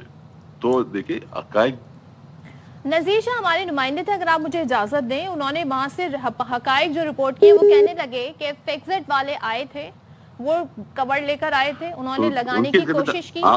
سن لیں آپ میری بات سنیں پھر آپ رسپونڈ کیجئے گا, آپ رسپونڈ کیجئے گا. انہوں نے کور لگانے کی کوشش کی, وہاں پر پیپلز پارٹی کے متعلقہ لوگ کارکنان آ گئے, انہوں نے کہا کہ آپ نہیں لگائیں گے ہم لگائیں گے, مگر پھر وہ کور کسی نے بھی نہیں لگایا. تو یہاں تو سیاست ہو رہی ہے اس ایشو پر, ڈھکن پر بھی سیاست ہو رہی ہے. دیکھیں میں پھر آپ سے یہی کہتا ہوں, ناظرین کو بھی یہ بتانا چاہتا ہوں کہ یو سی چیئرمین کی ذمہ داری. سلمان صاحب آپ کی آواز ہم تک صحیح سے نہیں پہنچ پا رہی, اگر آپ اپنا انٹرنیٹ کنیکشن ابراہیم سلمان صاحب کی آڈیو میں ایشوز آ رہے تھے اور انہوں نے یہ کہا کہ میں کسی بلیم گیم میں نہیں پڑھنا چاہتا. Town chairman P T I کا تھا, U C chairman P T I کا تھا, جس ماں نے اپنا اکلوتا 8 سال کا بچہ اپنا لخت جگر کھویا ہے, اس کو آپ کیسے بتائیں گے کہ پی ٹی آئی کا چیئرمین تھا, کس کا تھا؟ وہاں کہہ رہی ہے ووٹ ہم نے پیپلز پارٹی کو دیا. عوام وہاں کے نیٹیوز, وہاں کے رہائشی کہہ رہے ہیں کہ ہم نے ووٹ پیپلز پارٹی کو دیا تھا. بھائی جو مرضی جماعت ہے, آپ جس جو ماں باپ لاوارث ہو گئے ہیں ان کو کیسے بتائیں گے؟ کوئی سروکار نہیں ہے کون سی جماعت تھی. مجھے یہ بتائیے جو میئر ہیں, جو اس علاقے کے ناظم ہیں, جو اس علاقے یو سی چیئرمین ہیں, وہ کہاں ہے ساری سچویشن میں, وہ کہاں پر ہے؟ جا کے تعزیت کرنا, افسوس کرنا آپ کا کام ہے, یہ واقعات کو روکنا. اسی کے لیے آپ کو ووٹ دیا گیا ہے, اسی کے لیے آپ کو بجٹ ملتا ہے, یہی آپ کا کام ہے جو آپ نے کرنا ہے بلدیاتی نمائندوں کا. یہ کہہ دینا جی واٹر بورڈ کی ذمہ, واٹر بورڈ کو پوچھنا کس کا کام ہے, واٹر بورڈ سے کام کروانا کس کا کام ہے, ان پر کور رکھوانا کس کا کام ہے. مجھے تو یہ سمجھ نہیں آتا یہ اتنا مشکل کیوں ہے, گٹر پہ ڈھکن لگانا, سڑکیں بنانا, کچرا صاف کرنا اتنا مشکل کیوں ہے شہر کراچی میں, جسے ہم پاکستان کا سب سے بڑا بلکہ دنیا کے بہت سارے ایسے ممالک ہیں جن سے بڑا یہ شہر مانا جاتا ہے, اور مسائل کی بھی کمی نہیں ہے. یہ تمام تر مسائل ہیں اور ہماری کوشش یہ ہے کہ ہم ان کو اجاگر کریں, ان کو ہائی لائٹ کریں اور عوام تک جتنا ریلیف ہو سکے اس کو پہنچائیں. And we will keep on talking about it, we will keep on bringing these issues. جب تک یہ ایشوز رہیں گے ہم ان کے بارے میں بات بھی کریں گے. ظاہر ہے پروگرام کو ہمیں آگے بھی لے کر چلنا ہے. جس طریقے سے سلمان صاحب کا نیٹ صحیح سے کام نہیں کر رہا تھا تو ان سے ہماری ٹھیک سے بات نہیں ہو سکی, لیکن اس کا فالو اپ رکھیں گے. آگے بڑھتے ہیں جی, سیاسی منظرنامے پہ بات کرتے ہیں.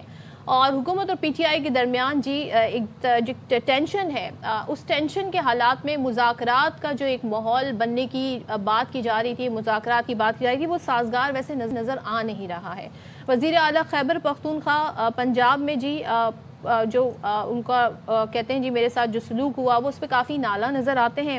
سہیل آفریدی نے پنجاب حکومت کو خط ارسال کر دیا ہے, لکھا جی کہ دورے کے دوران میرے ساتھ نامناسب رویہ اپنایا گیا. اور یہ خط انہوں نے مریم نواز صاحبہ جو کہ سی ایم پنجاب ہے ان کو لکھا ہے. کہتے ہیں بدتمیزی کی گئی جو عوامی مینڈیٹ کی توہین ہے, سیکیورٹی اقدامات غیر ضروری اور حد سے زیادہ تھے, عوامی مقامات کی بندش سے شہریوں کو شدید مشکلات کا سامنا کرنا پڑا. ساتھ ہی ساتھ یہ بھی بتایا کہ سوشل میڈیا پر مجھے بدنام کرنے اور منشیات سے جوڑنے کی مہم چلائی گئی, کردار کشی کی مہم کی سخت مذمت کرتا ہوں.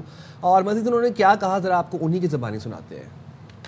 جب حکومت کی طرف سے جو رویہ روا رکھا گیا, ہمارے گریبان پر ہاتھ ڈالا گیا, وزراء کے ساتھ بدتمیزی کی گئی, ان کو مارا پیٹا گیا, جو اخلاقی پستی ہم نے دیکھی, جو ذہنی پستی ہم نے دیکھی پنجاب حکومت کی طرف سے, وہ قابل مذمت بھی ہے اور قابل تشویش بھی ہے. اس وقت ایسا رویہ رکھنا پاکستان میں نفرت پھیلانا ہے. نفرتیں جب بڑھیں گی تو خدا نخواستہ پاکستان کا بہت بڑا نقصان ہوگا. اچھا ظاہر ہے اب اس پر جو پنجاب حکومت ہے وہ کیا سارا موقف رکھتی ہے. اگر ہم بات کریں اسپیکر پنجاب اسمبلی ملک احمد خان صاحب کی, وہ کہتے ہیں جی وزیر اعلیٰ خیبر پختونخوا کے ساتھ سزا یافتہ لوگ بھی موجود تھے اور جلاؤ گھراؤ کرنے والے سزا یافتہ لوگوں کو اسمبلی آنے کی اجازت نہیں دی جا سکتی. کچھ ایسے افراد کو ساتھ لایا گیا جن کے نام فہرست میں تھے, نہ ان کے پاس شناختی کارڈ. ذرا سن لیتے ہیں وہ کیا بتا رہے ہیں.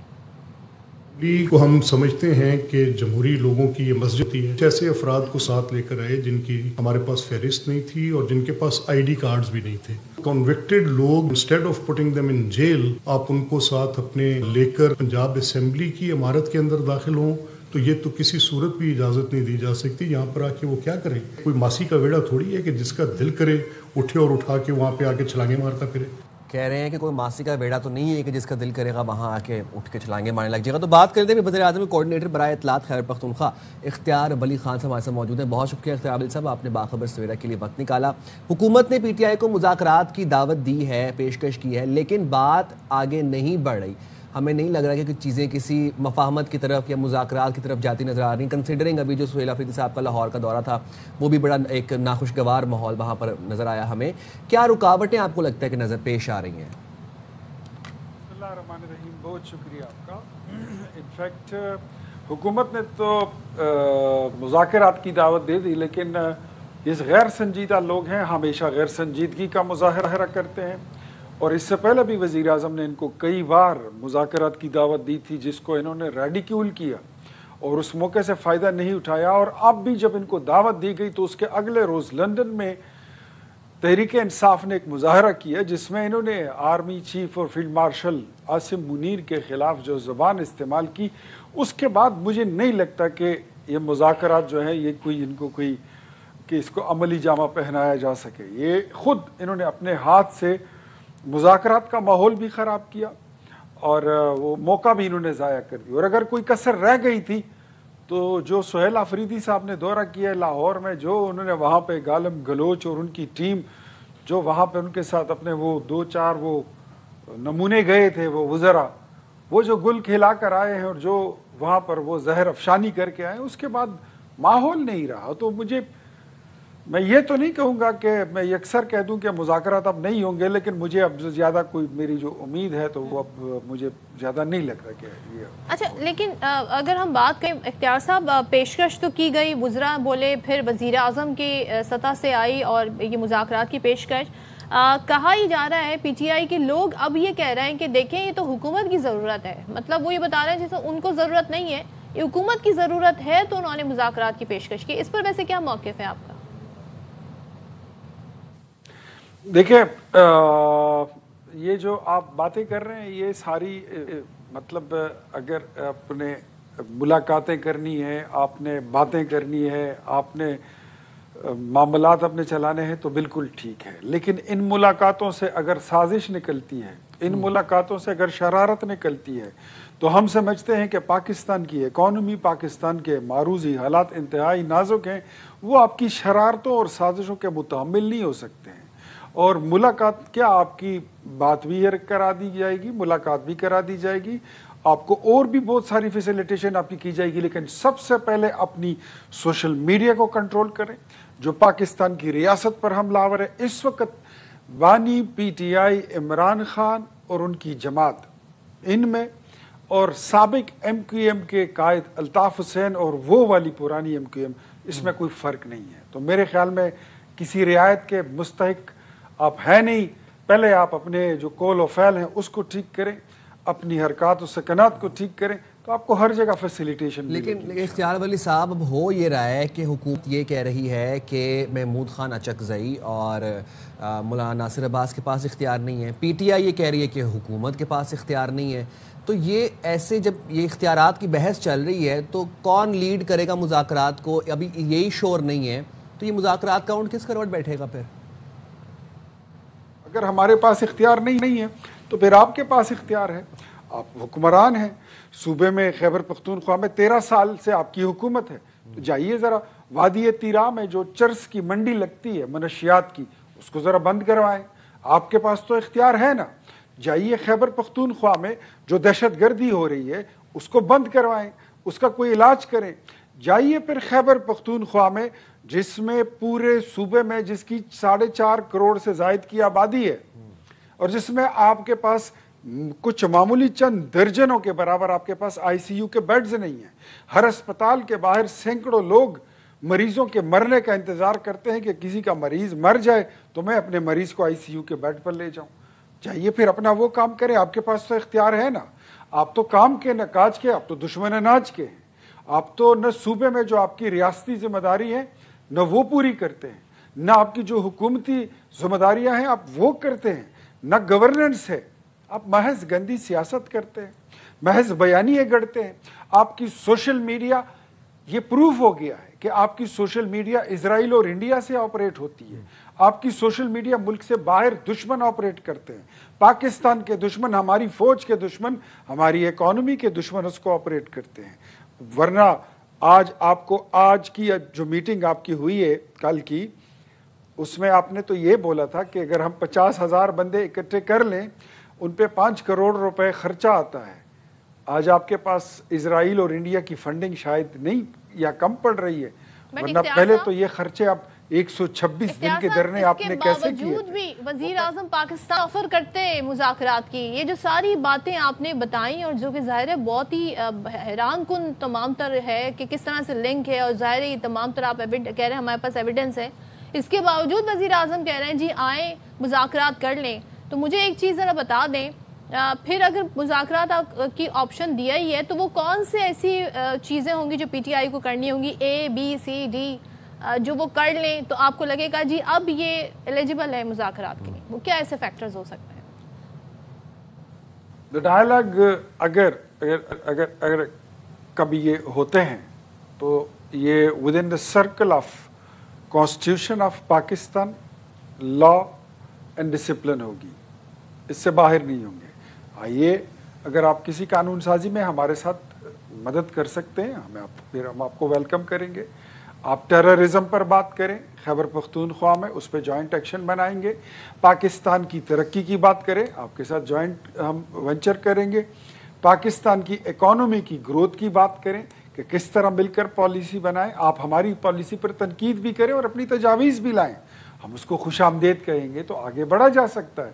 لیکن یہ باتیں جو ماورائے قانون ہوتی ہیں کہ آپ ہماری مرضی کا چیف جسٹس لگا دیں، ثاقب نثار کو واپس لے آئیں، عمر عطا بندیال کو لا کے چیف جسٹس بنا دیں، فیض حمید کو چھوڑ دیں، اس کو ایک بار پھر آرمی چیف بنا دیں، یہ چیزیں نہیں، وہ زمانے چلے گئے. ایک بات بتائیے گا، وزیر اعلیٰ خیبر پختونخوا سہیل آفریدی صاحب یہ کہتے ہیں دورہ لاہور کے حوالے سے کہ ایک تو ان کے ساتھ بدتمیزی کی گئی، نازیبا زبان استعمال کی گئی، پھر ان کے وزیروں کے گریبانوں پر ہاتھ ڈالا گیا، پھر وہ جو منشیات کے ساتھ ایک جو لنک جوڑا گیا، وہ سب ویڈیو سوشل منظر عام پر بھی آئیں. اب وہ کہتے ہیں کہ میں شدید مذمت کرتا ہوں کہ جو کہ پنجاب حکومت نے ہمارے ساتھ رویہ کیا.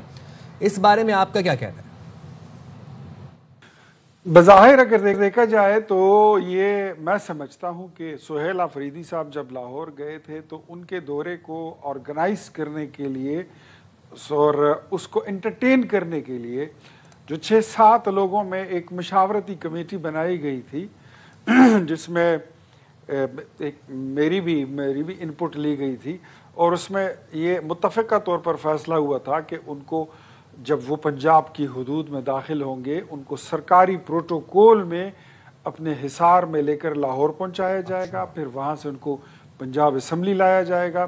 ایون ان کے وہاں پر مختلف وقتوں میں کھانے کا بندوبست کرنا تھا، پھول پیش کرنے تھے، ویلکم کرنا تھا، حکومتی ایم پی ایس سے بھی ان کو ملوانا تھا. لیکن انہوں نے جاتے ساتھ ہی وہاں پر گالم گلوچ شروع کر دی. اسمبلی کے بلڈنگ میں یہ گھس گئے اور اپنے ساتھ کچھ ایسے لوگ جو قانون کو مطلوب تھے، ایسے گنڈے بدماشوں کو لے گئے، اپنے محافظین کو لے گئے، آپ کے باڈی گارڈز کو. اسمبلی بلڈنگ میں، وہ اسمبلی کی بلڈنگ ہے، وہ کوئی خالہ جی کا ویڑا نہیں ہے کہ ادھر کوئی بھی منہ اٹھا کے چلے جائے، ایسے نہیں ہوتا. ہم خود کبھی اسمبلی میں اپنے ساتھ اپنے گارڈ اندر نہیں لے جا سکتے، تو سہیل آفریدی کوئی آسمان سے تھوڑی اترا. اچھا جی، اب وہ ایک چیلنج بھی دیا ہے، انہوں نے مریم نواز صاحبہ کو کہا ہے جی کے پی میں جلسہ کریں، میں پنجاب میں جلسہ کروں گا، دیکھتے ہیں جی کس کی کال پر زیادہ پبلک باہر نکلتی ہے. تو اس چیلنج کے بارے میں آپ کا کیا موقف ہے؟ سہیل آفریدی صاحب کا چیلنج قبول ہے. میں مریم نواز شریف کو دعوت دیتا ہوں. وہ آئی تھی، انہوں نے میرے حلقے میں ایک جلسہ کیا تھا، وہ گراؤنڈ جس کو خاتو خیل نوشہرہ کلاں کا گراؤنڈ کہتے ہیں، جس میں عمران خان نے 2 جلسے کیے تھے اور وہ اس کو آدھا نہیں بھر سکے تھے. اور جب مریم نواز شریف آئی تھی تو وہ گراؤنڈ بھی بھر گیا تھا، دیواروں پر اور چھتوں پر لوگ بیٹھ کے ان کا استقبال کیا تھا.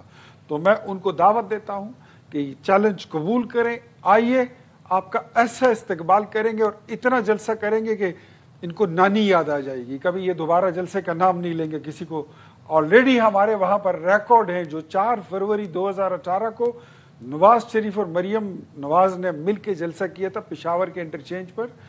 وہ ایک تاریخ بن چکی ہے، آج تک اس کا کوئی جو ہے تو ریکارڈ توڑ نہیں سکا. تو چیلنج قبول ہے. ٹھیک ہے اختیار ولی صاحب، بہت شکریہ. جی جناب، مذاکرات کی بات اب کیا ہی کہی جائے، دونوں جانب جو آپ دیکھ رہے ہیں باتیں ہو رہی ہیں، کیا ماحول ہے جس سے مذاکرات؟ لیکن یہ مذاکرات کا اونٹ جس بھی کروٹ بیٹھے گا ہم آپ کو اپڈیٹ ضرور کریں گے. وہی بات نا، اونٹ نظر تو آئے، لیکن ہم جائیں گے چھوٹی سی بریک پہ، حاضر ہوں گے بریک کے بعد.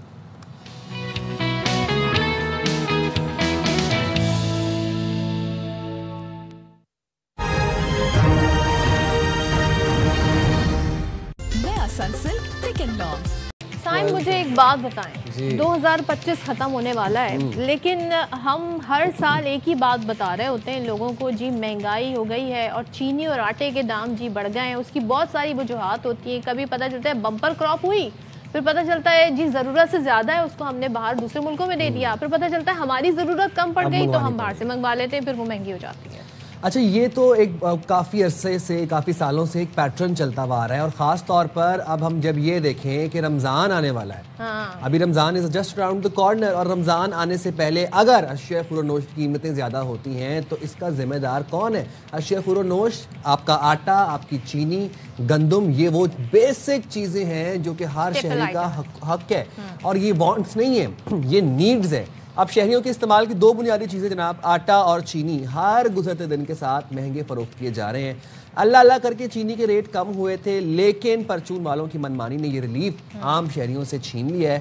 کراچی میں چینی کی قیمت ایکس مل ریٹ 134 جبکہ ہول سیل ریٹ 136 روپے فی کلو مقرر ہے، لیکن دکانوں پر چینی آپ سوچیں 170 روپے فی کلو بیچی جا رہی ہے. اچھا، اسی طرح اگر ہم دالوں کی بھی بات کر لیتے ہیں، اس کے سرکاری نرخ سے جی 50 سے 60 روپے زیادہ وصول کیے جا رہے ہیں شہریوں سے. کوئٹہ اور کے پی میں جی آٹے کی قیمت میں فی کلو 10 روپے کا اضافہ کر دیا گیا ہے.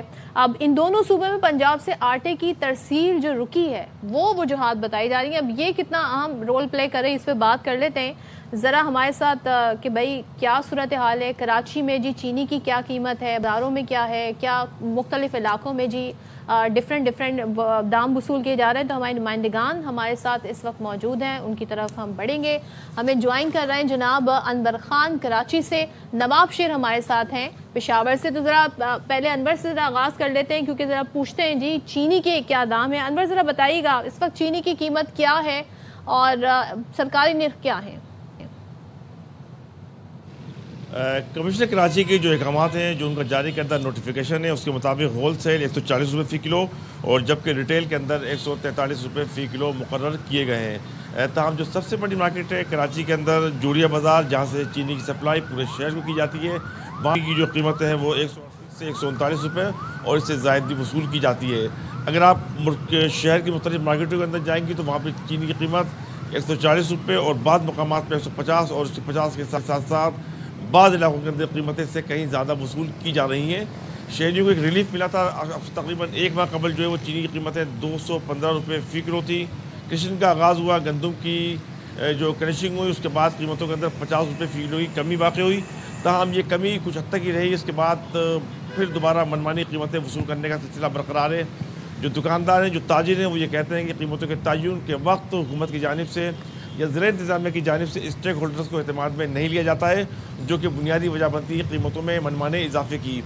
وہ ساتھ ساتھ یہ کہتے ہیں کہ اس وقت تھیلیوں کی قیمتیں الیکٹریسٹی بل اور ٹیکسز کو ملا کر جو صورتحال سامنے آتی ہیں وہ حکومت کے فراہم کردہ ریٹ ہمارے لیے ناقابل قبول ہوتے ہیں.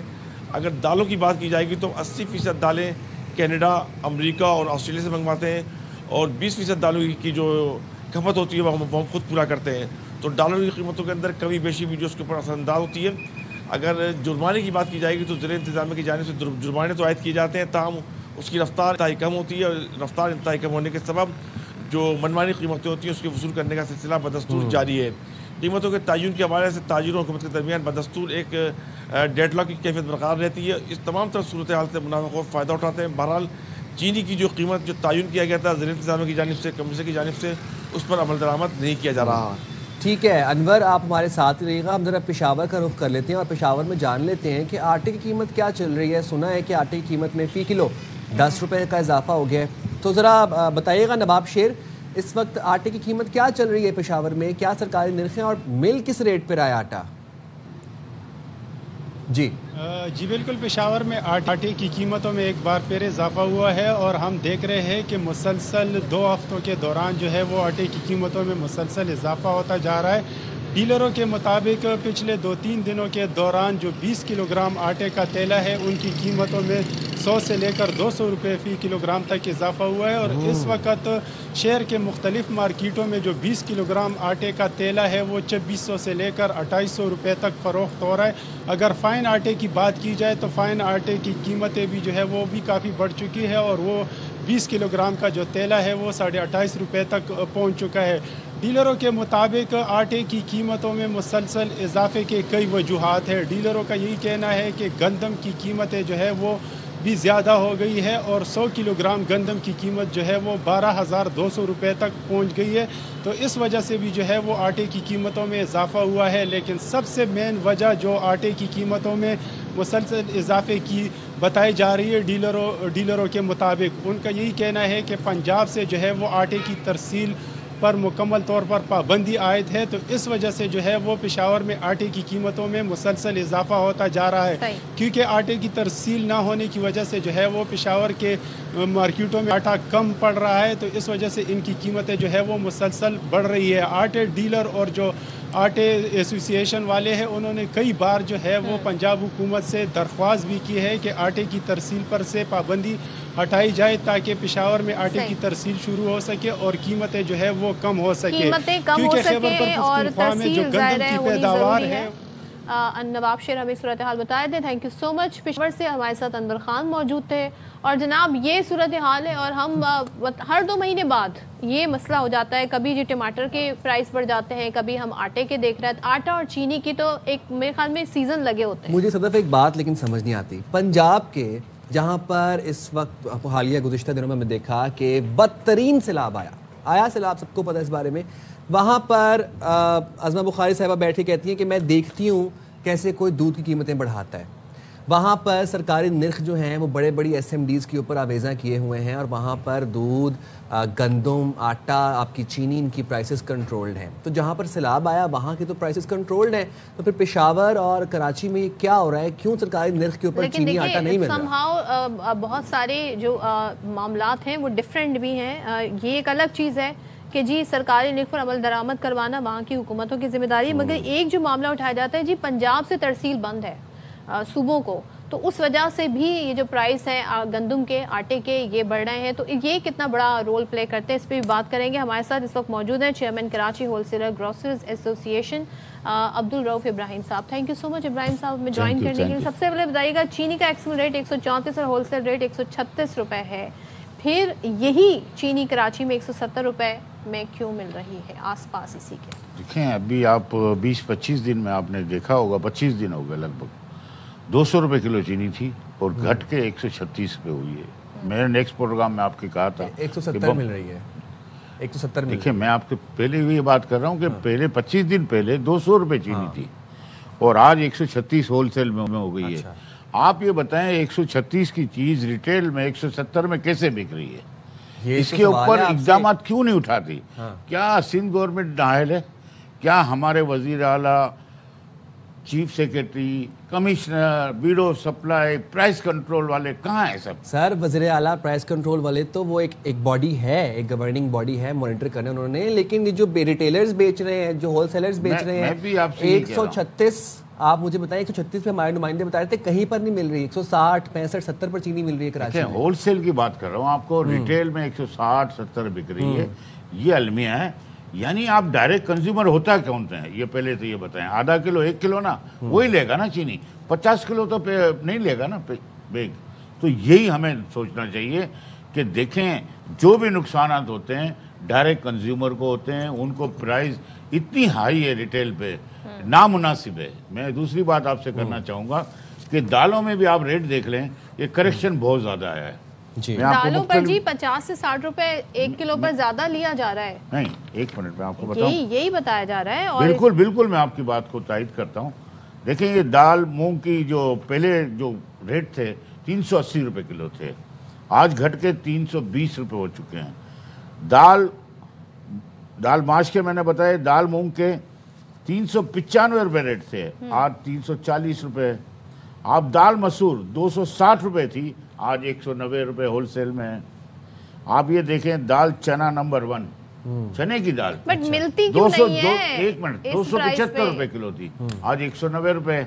आप आगे जाएं, सबसे काबुली चना जो सबसे महंगा होता है, जो हमारी व्हाइट चना यूज होता है, वो 425 रुपए किलो था, आज घट के 280 रुपए किलो हो चुका है।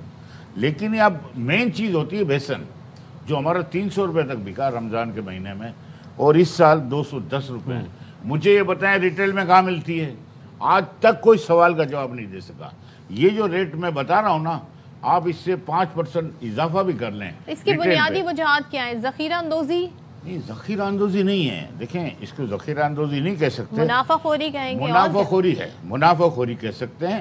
اور اس کے اوپر انتظامات ہونے چاہیے، سخت کریک ڈاؤن ہو، جب جا کے عمل درآمد ہوگا. یہ آپ دیکھیں، اگر آٹے میں بھی آپ دیکھنے جائیں گے، آپ کی ایسوسی ایشن کیا رول پلے کرے گی اس میں؟ ہماری رول پلے کر رہی ہے. ہم ہول سیل کے وہ ہیں، اور ریٹیل میں ہم کمشنر صاحب سے بھی بات کی تھی کہ ریٹیل پہ آپ اس کو عمل درآمد کروائیں گے، جب جا کے عمل درآمد ہوگا. پچھلے سال میں نے کمپلینٹ سینٹر وغیرہ بنوائے تھے، اور کمشنر کا عمل درآمد بھی شروع ہوا تھا، اور انشاءاللہ اس سال بھی ہم کروائیں گے. اچھا، مجھے ایک بات بتائیں، ابھی آپ نے اتنی لمبی لسٹ بتائی، آپ نے کہا کہ دالوں کے جو ریٹس ہیں وہ اتنے گر کے یہاں پہ آئے. At this point as we are talking, دالوں کے اوپر 50 سے 60 روپے منافع لیا جا رہا ہے. اب مجھے آپ یہ بتائیں کہ وہ منافع کہاں جا رہا ہے؟ وہ ہول سیلرز کے پاس جا رہا ہے یا وہ ریٹیلرز کے پاس جا رہا ہے؟ دیکھیں، ہول سیل کا ایک والیوم ہوتا ہے بہت بڑا، ٹرکوں کے ٹرک ہوتے ہیں، تو ان کو تو 2-5 لاکھ روپے کمانا بھی لیتے ہیں. لیکن ریٹیل پہ جب آپ جائیں گے تو 1-1 کلو ہے بیچنا، لیکن 100-150 روپے کلو دالیں ابھی بھی زیادہ ہیں. آپ کوئی بھی سروے کر لیں، ہول سیل سے زیادہ ہو سکتی ہیں، 5%, 10%، اس سے زیادہ کہاں ہوتا ہے. اور میں آٹے کے لیے بھی آپ سے پچھلے لیکن ریٹیلر یہ کہتے ہیں کہ جب ہم ہول سیلر سے مہنگی خرید رہے ہیں تو ہم پھر اس سے مہنگی اب دیں گے نا کنزیومر کو. ظاہر سی بات، جب ہمیں بھی پیچھے سے مہنگی آ رہی ہے، کس طرح دیں گے آپ؟ کوئی لمٹ ہو نا. ایک بزنس ایتھنٹک ہے کہ آپ وہ بزنس کی آپ بک پڑھ لیں کہ 5% نفع ہونا چاہیے ہول سیل پہ اور 10% ہونا چاہیے ریٹیل پہ. یہاں کنٹرول ہے، کوئی سسٹم ہے. اگر وہ ہول سیل سے 160 میں چینی خرید رہا ہے تو بیچے گا وہ 170 میں، وہ اپنا منافع بھی تو رکھے گا نا. لیکن وہاں سے کیوں 160 میں مل رہی ہے؟ یہ سوال ہے. ہول سیلر سے 136 میں ہے. آج بھی ہمارا آپ ریکارڈ اٹھا لیں، 136 روپے. ابھی وہ انور بتا رہے تھے کہ 150 155 پر مل رہی ہے. آپ یہ کہہ رہے ہیں کہ ریٹیل کی بات نہیں، آپ یہ کہہ رہے ہیں کہ 143 بتائے تھے. 143 بتائے تھے. 136 روپے میں آپ کو ابھی دے رہا ہوں نا، ہمارا روز کا ریٹ ہوتا ہے. اچھا، میری بات سنیں، آپ یہ کہہ رہے ہیں کہ ہول سیلر جو ہے وہ چینی 136 پہ دے رہا ہے، یہ ریٹیلر ہے یہ 34 پہ دے رہا ہے. 134 ایکس مل اور ہول سیل 136 ہو گیا. ٹھیک ہے، آپ یہ کہہ رہے ہیں ہول سیلر 136 پہ ریٹیلر کو دے رہا ہے چینی، اور یہ ریٹیلر ہے جو کہ آگے عوام کو 170 پہ بیچ رہا ہے. بالکل بیچ رہا ہے، 200 پہ بیچ رہا ہے. بالکل بیچ رہا ہے. اچھا، اور یہ جو تمام تر جو 60-70 روپے کا منافع یہ ریٹیلر رکھ رہا ہے؟ بالکل رکھ رہا ہے. ہول سیلر کوئی منافع نہیں رکھ رہا. ہول سیلر کا منافع یہی ہوتا ہے. رکھ رہا ہے. دیکھیں، آپ 2 روپے کلو 1 روپے کلو ہوگا. اس کی وجہ آپ سمجھیں پہلے. 2 روپے 1 روپے کلو. دیکھیں، آپ 30 ٹن لیں گے نا گاڑی تو 30,000 کلو ہوگا. 30,000 پہ 2 روپے ملے تو 60,000 روپے وہ جیب میں رکھ لے گا. کیونکہ والیوم ہے نا، والیوم بڑا ہے ان کا. ٹرکوں کا ٹرک ہوتے ہیں یہ تو. آپ یہ کہہ رہے ہیں والیوم بڑا ہے تو وہ اتنا زیادہ پیسے نہیں بڑھائیں گے، لیکن جہاں والیوم کم ہے وہاں پہ زیادہ پیسے بڑھائے جا رہے ہیں. مجھے ایک بات بتائیں، کیا کوئی اسٹاک کی کمی ہے کہ پنجاب سے اسٹاک نہیں آ رہا ہے؟ کہ یہ بھی بنیادی وجوہات ہیں؟ اسٹاک نہیں ہے یا ذخیرہ اندوزی کی گئی ہے؟ میں آپ کو بتاؤں 2 چیزیں. آپ نے اچھا سوال کیا. دیکھیں، اسٹاک ہمارے پاس پلسیز کا جو منگانا ہوتا ہے، ہمارا امپورٹ بیس کنٹری ہو گئے ہم، اور ظاہر سی بات ہے ہر چیز میں امپورٹ بیس کنٹری ہوئے. چینی ہم نے ایکسپورٹ کر دی. میں آپ کو بتانا چاہ رہا ہوں، چینی ایکسپورٹ کر دی 100 روپے میں، 170 میں ہم نے منگا لی. ہم نے گندم، جب ہمارا ڈی ریگولیٹ نہیں تھا، جب بھی آپ کا گندم کا بحران آیا منگا لو، گندم منگا لی. اس کا انجام کیا ہوا کہ کسان بھائیوں کو کچھ نہیں ملا. ڈی ریگولیٹ یہ سال کرنے سے آپ کو یہ اندازہ نہیں لگ رہا ہے کہ 50 روپے کلو گندم، اور دیکھیں مارچ اپریل مئی اس میں 70 روپے ہوئی، اور اب 110 روپے کلو گندم ہے. تو آپ آنے والے دنوں میں آٹے کا ریٹ دیکھیں گے، وہ بھی میں آپ کو بتا کے جا رہا ہوں کہ 150 روپے کلو 2.5 نمبر آٹا ہوگا، فائن آٹا 160 روپے ہوگا، اور جو چکی کا آٹا ہوگا تقریباً 175-80 روپے ہوگا. چینی سستی ہوگی، چینی سستی ہوگی، آٹا مہنگا ہے. آٹا مہنگا ہوگا. کتنی سستی ہوگی چینی؟ چینی 100 روپے کلو. میں آپ کے پچھلے پروگرام میں بولا 100 روپے کلو. اس کی وجہ یہ ہے کہ 400 روپے من میں گنا لیا گیا ہے، اور اس میں باقیات ہوتی ہے. جتنی بھی لوازمات ہوتے ہیں جو شوگر مل مالکان خاص کر، وہ لوازمات ڈبل ریٹ میں بکتی ہے. تمام ٹیکسیز بھی لگا لیے جائیں تو 80 روپے سے. حل بتا دیں مجھے، آپ حل بتا دیں، کیونکہ عوام کی جیب پہ یہ سب بہت بھاری پڑ رہا ہے. دیکھیں، اس کو جیب کو بھاری کرنے کے لیے ہمیں اپنے آپ کو بھی تو سدھارنا ہے نا. ہم منافع خور کیسے بن رہے ہیں؟ ہم میرے ساتھ میں یہی بول رہا ہوں آپ سے کہ آٹے میں آپ کم سے کم بیسک ہمیں ڈی ریگولیٹ نہیں کرنا چاہیے تھا. یہ پروکیورمنٹ لازمی ہونی چاہیے تھی. मैं यकीनन कहता हूं कि ये मुनाफाखोरों ने मुनाफा कमाया है। आपको पता है 33 मिलियन टन का क्रॉप था ये। 33 मिलियन को आप कैलकुलेट करने जाएंगे ना, डबल रकम, तो वर्ल्ड बुक में लिखा जाता है कि 50 रुपए की चीज 100 रुपए कभी हो सकती है? ये नामुमकिनात हैं। आप कह रहे हैं हमारे जखीरा अंदोजों ने फायदा उठाया, फ्लोर मिलों ने फायदा उठाया और फीड मिल में भी गया। इसका जो खमियाजा भुगतना पड़ा, किसान और हारियों को भुगतना पड़ा और डायरेक्ट कंज्यूमर को भुगतना पड़ा। ये आखिर हम कब सुधरेंगे? अगर ये बेसिक खुराक है ना, आप यूं करें, सालन रखें, रोटी नहीं होगी तो आप नहीं खा सकते, प्याज होगी तो रोटी चाहिए। ठीक है, और आप ये कह रहे हैं कि डीरेगुलेट होने के बाद ये तमाम मसाइल, ये मसाइल हुए ना। अब चावल में भी आप देख लें कि चावल के रेट अच्छे से अच्छा बासमती कर्नल 500 रुपए से किलो नहीं मिलेगा कम, यहाँ 350 रुपए। सही है, ये चीजें हमने देखनी है। और ये एडिबल ऑयल के लिए मैं बात करना चाह रहा हूँ आपको। जो एडिबल ऑयल, जब रमजान महीना, बेसन के लिए मैं खुशखबरी देता हूँ सबको कि 200 रुपए किलो बेसन मिलेगा चने की दाल का, जो 350 रुपए रमजान के महीने में था। अच्छा, रमजान के इंशाल्लाह अल्हम्दुलिल्लाह। दालों की कीमतें 100-150 रुपए करेक्शन आया है, 60 रुपए करेक्शन आया है।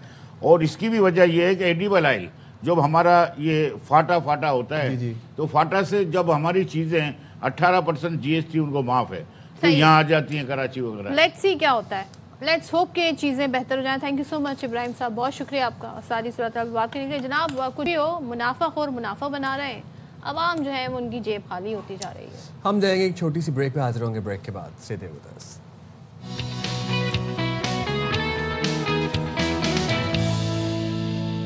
अच्छा, अगर हमें दुनिया का मुकाबला करना है तो हमें तालीम पर बहुत ज़्यादा अपना, कहते हैं ना, एनर्जी, अपनी इन्वेस्टमेंट सर्व करनी होगी। लेकिन हमारे मुल्क का अलमिया यह है कि इस मुल्क में 2.5 करोड़ से ज़ायद बच्चा स्कूल नहीं जाता है।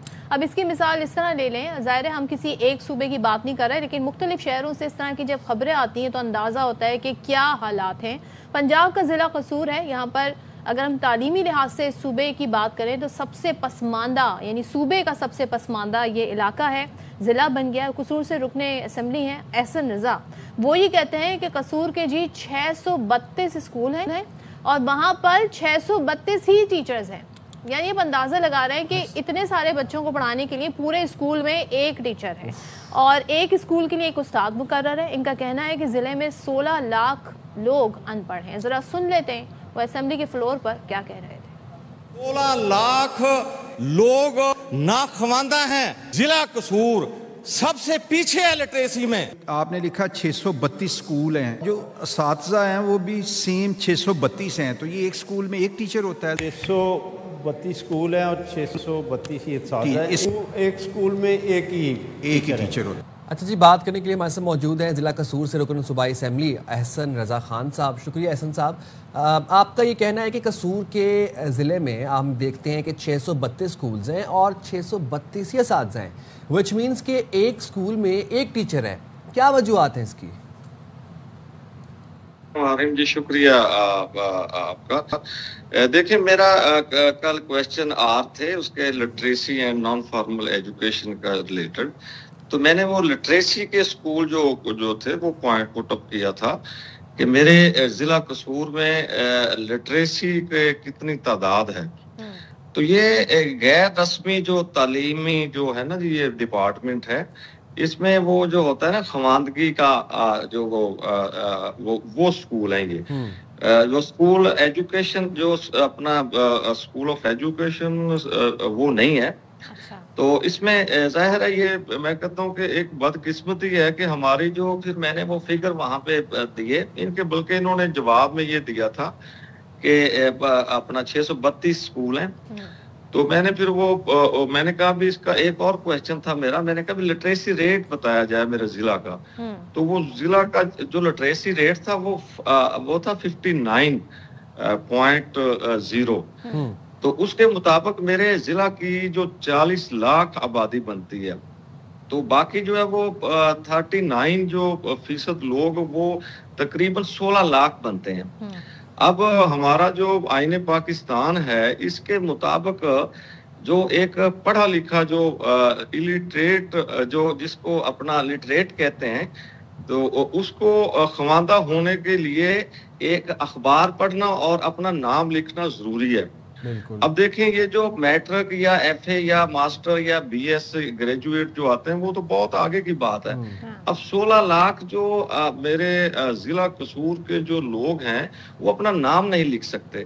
تو یہ سچویشن ایک چیز بتائیے گا، آپ نے ٹھیک ہے پوائنٹ آؤٹ کیا، ہم اسے اپریشیٹ بھی کرتے ہیں، لیکن آپ ہیں صوبائی رکن بھی اور حکومت کا حصہ بھی ہیں، تو آپ فلور آف دا ہاؤس تو یہ معاملہ اٹھا رہے ہیں، لیکن اپنی حکومت سے کیوں نہیں اس پر بات کرتے آپ؟ دیکھیں یہ بارہا دفعہ میں 2008 میں بھی میں نے اپنا الیکٹ ہو کے آیا تھا. تو دیکھیں میں ایک پولیٹیکل ورکر ہوں، ایک سیاسی کارکن ہوں میاں محمد نواز شریف کا. دیکھیں ہمارے جو قائد نے جو بتایا ہمیں تو دیکھیں ہم نے تو جو تنقید ہے وہ اپنا وہ کرنی ہے، جو اچھی تنقید ہے وہ کرنی چاہیے. اور یہ ایک ضلع قصور کا مسئلہ نہیں ہے، یہ پورے پنجاب میں آپ دیکھیں بھی ہمارا جو انڈیا کا پنجاب ہے اس کا جو لٹریسی ریٹ ہے وہ 86 ہے. لیکن آپ کے یہاں بڑے ایکسٹینسو پروگرام ہیں، پچھلے دنوں وزیر تعلیم آ کر بتا کر گئے، دانش اسکول کے حوالے دیتے ہیں، ہونہار اسکالرشپ کے حوالے دیتے ہیں، تو یہ ضلع پھر کیسے محروم ہے؟ یہ میرا آپ سے سوال ہے. میں بتا رہا ہوں اوورآل جو پنجاب ہے اس کا 64 ہے اوورآل پنجاب کا، اور انڈین پنجاب کا کمپیریزن کریں تو وہ ہے اپنا 86 ہے لٹریسی ریٹ. اور ہمارے جو کے پی کا، آپ کے سندھ کا اور بلوچستان کا وہ تو 60 پہ آتا ہے. چلیں آپ اپنے صوبے سے کمپیریزن کر لیں نا، صوبے کے دوسرے اضلاع سے، دوسرے علاقوں سے، تو یہاں پہ کیوں نہیں بجٹ لگایا جا رہا یا ان چیزوں پر توجہ کیوں نہیں دی جا رہی؟ مجھے وجوہات بتائیے گا. دیکھیں یہ ہمیں تو ہماری گورنمنٹ کو ہوئے ابھی اپنا 2 سال کمپلیٹ نہیں ہوئے، یہ 78 سال کا یہ مسئلہ ہے. یہ دیکھیں ہمارے لٹریسی کے بارے میں آج تک احسن صاحب انہی 2 سالوں کے اندر، ابھی 2 سال مکمل نہیں ہوئے لیکن جتنا بھی ٹائم ہوا ہے اس میں ای وی بسز بھی چلیں، اس کے اندر ڈیولپمنٹ پروجیکٹس بھی آئے، اس کے اندر سکیمز بھی آئیں، بہت کچھ ہوا اس کے اندر. لیکن قصور میں کام کیوں نہیں ہو رہا؟ قصور سے جب واقعات رپورٹ ہوتے ہیں دل خراش واقعات ہوتے ہیں، اور اب وجہ یہ سمجھ آ رہی ہے کہ وہاں پہ لاشعوری ہے، وہاں پر تعلیم تک ایکسیس نہیں ہے بچوں کی. قصور پہ کام کیوں نہیں ہو رہا؟ آپ سے یہ جاننا چاہ رہے ہیں. دیکھیں اگر اس کا آپ کمپیریزن کریں نا، یہ تو میں نے ایک ڈسٹرکٹ پہ کویسچن کیا ہے. اوورآل پورے پنجاب میں، ساؤتھ پنجاب میں چلے جائیں آپ، تقریباً یہ لٹریسی ریٹ ہمارا تقریباً ایکول ہے. اور اس کے بارے میں ہمیں سوچنا پڑے گا، کوئی بھی گورنمنٹ ہو.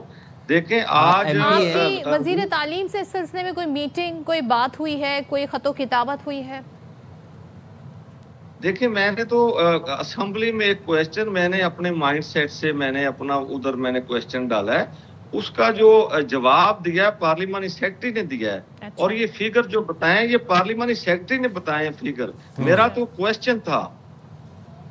ٹھیک ہے، وی ہوپ کہ اب جو ایجوکیشن منسٹر ہیں پنجاب کے رانا سکندر پرابلی وہ آپ کو اس بات کا باقاعدہ جو ہے اس کے اوپر اقدامات کیے جائیں. بہت شکریہ، آپ نے بڑی ایک اچھی چیز کی طرف اٹینشن دلوائی جو کہ ہم سے اگنور ہو رہی تھی اور مس ہو رہی تھی. بہت امپورٹنٹ چیز تھی. آپ کا آئین جو ہے وہ یہ کہتا ہے کہ یہ فری ایجوکیشن جی ہر بچے کا بنیادی حق ہے، لیکن افسوس کے ساتھ ہمارے یہاں صحت کے شعبے پہ اور تعلیم کے شعبے پہ جب بجٹ مختص کیا جاتا ہے وہ بہت ہی کم، آٹے میں کہتے ہیں نا نمک کے برابر وہ بجٹ ہوتا ہے جو ان دونوں سیکٹرز پہ لگایا جاتا ہے. اور اب آپ بیسک ایجوکیشن کی بات کر رہے ہیں، دنیا اے آئی اور نہ جانے کیا کیا سیکھ رہی ہے، ہمارے بچے ابھی تک اپنا نام لکھنا یا اخبار پڑھنے تک ہمارے یہاں پر تو لٹریٹ ہونے کی جو کوالیفیکیشن ہے، جو سٹینڈرڈ ہے وہ یہ ہے کہ آپ اپنا نام لکھ سکیں اور اپنا انگوٹھا آپ کو لگانا آتا ہے اور آپ ڈیٹ لکھ سکیں. تو یہ تو ہمارے یہاں پر لٹریسی کا جو وہ معیار ہے وہ تو یہاں پر، اور اس کے اوپر بھی دیکھیں یہ معیار ہونے کے باوجود بھی لٹریسی ریٹ ہمارے ملک میں کتنا ہے. تو اب ٹائم ہے، اٹس ہائی ٹائم 2026 میں ہم انٹر کر رہے ہیں.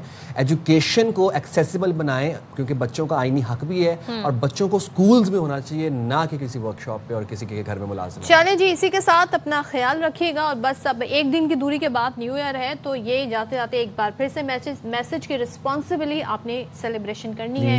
کسی بھی ایسی کام نہیں کرنا، ہوائی فائرنگ اور کسی بھی اور طرح کام جس سے دوسروں کی زندگیاں خطرے میں پڑیں. ہمیں دیں اجازت، بہت زیادہ خیال رکھیے گا. اللہ حافظ. پاکستان زندہ باد.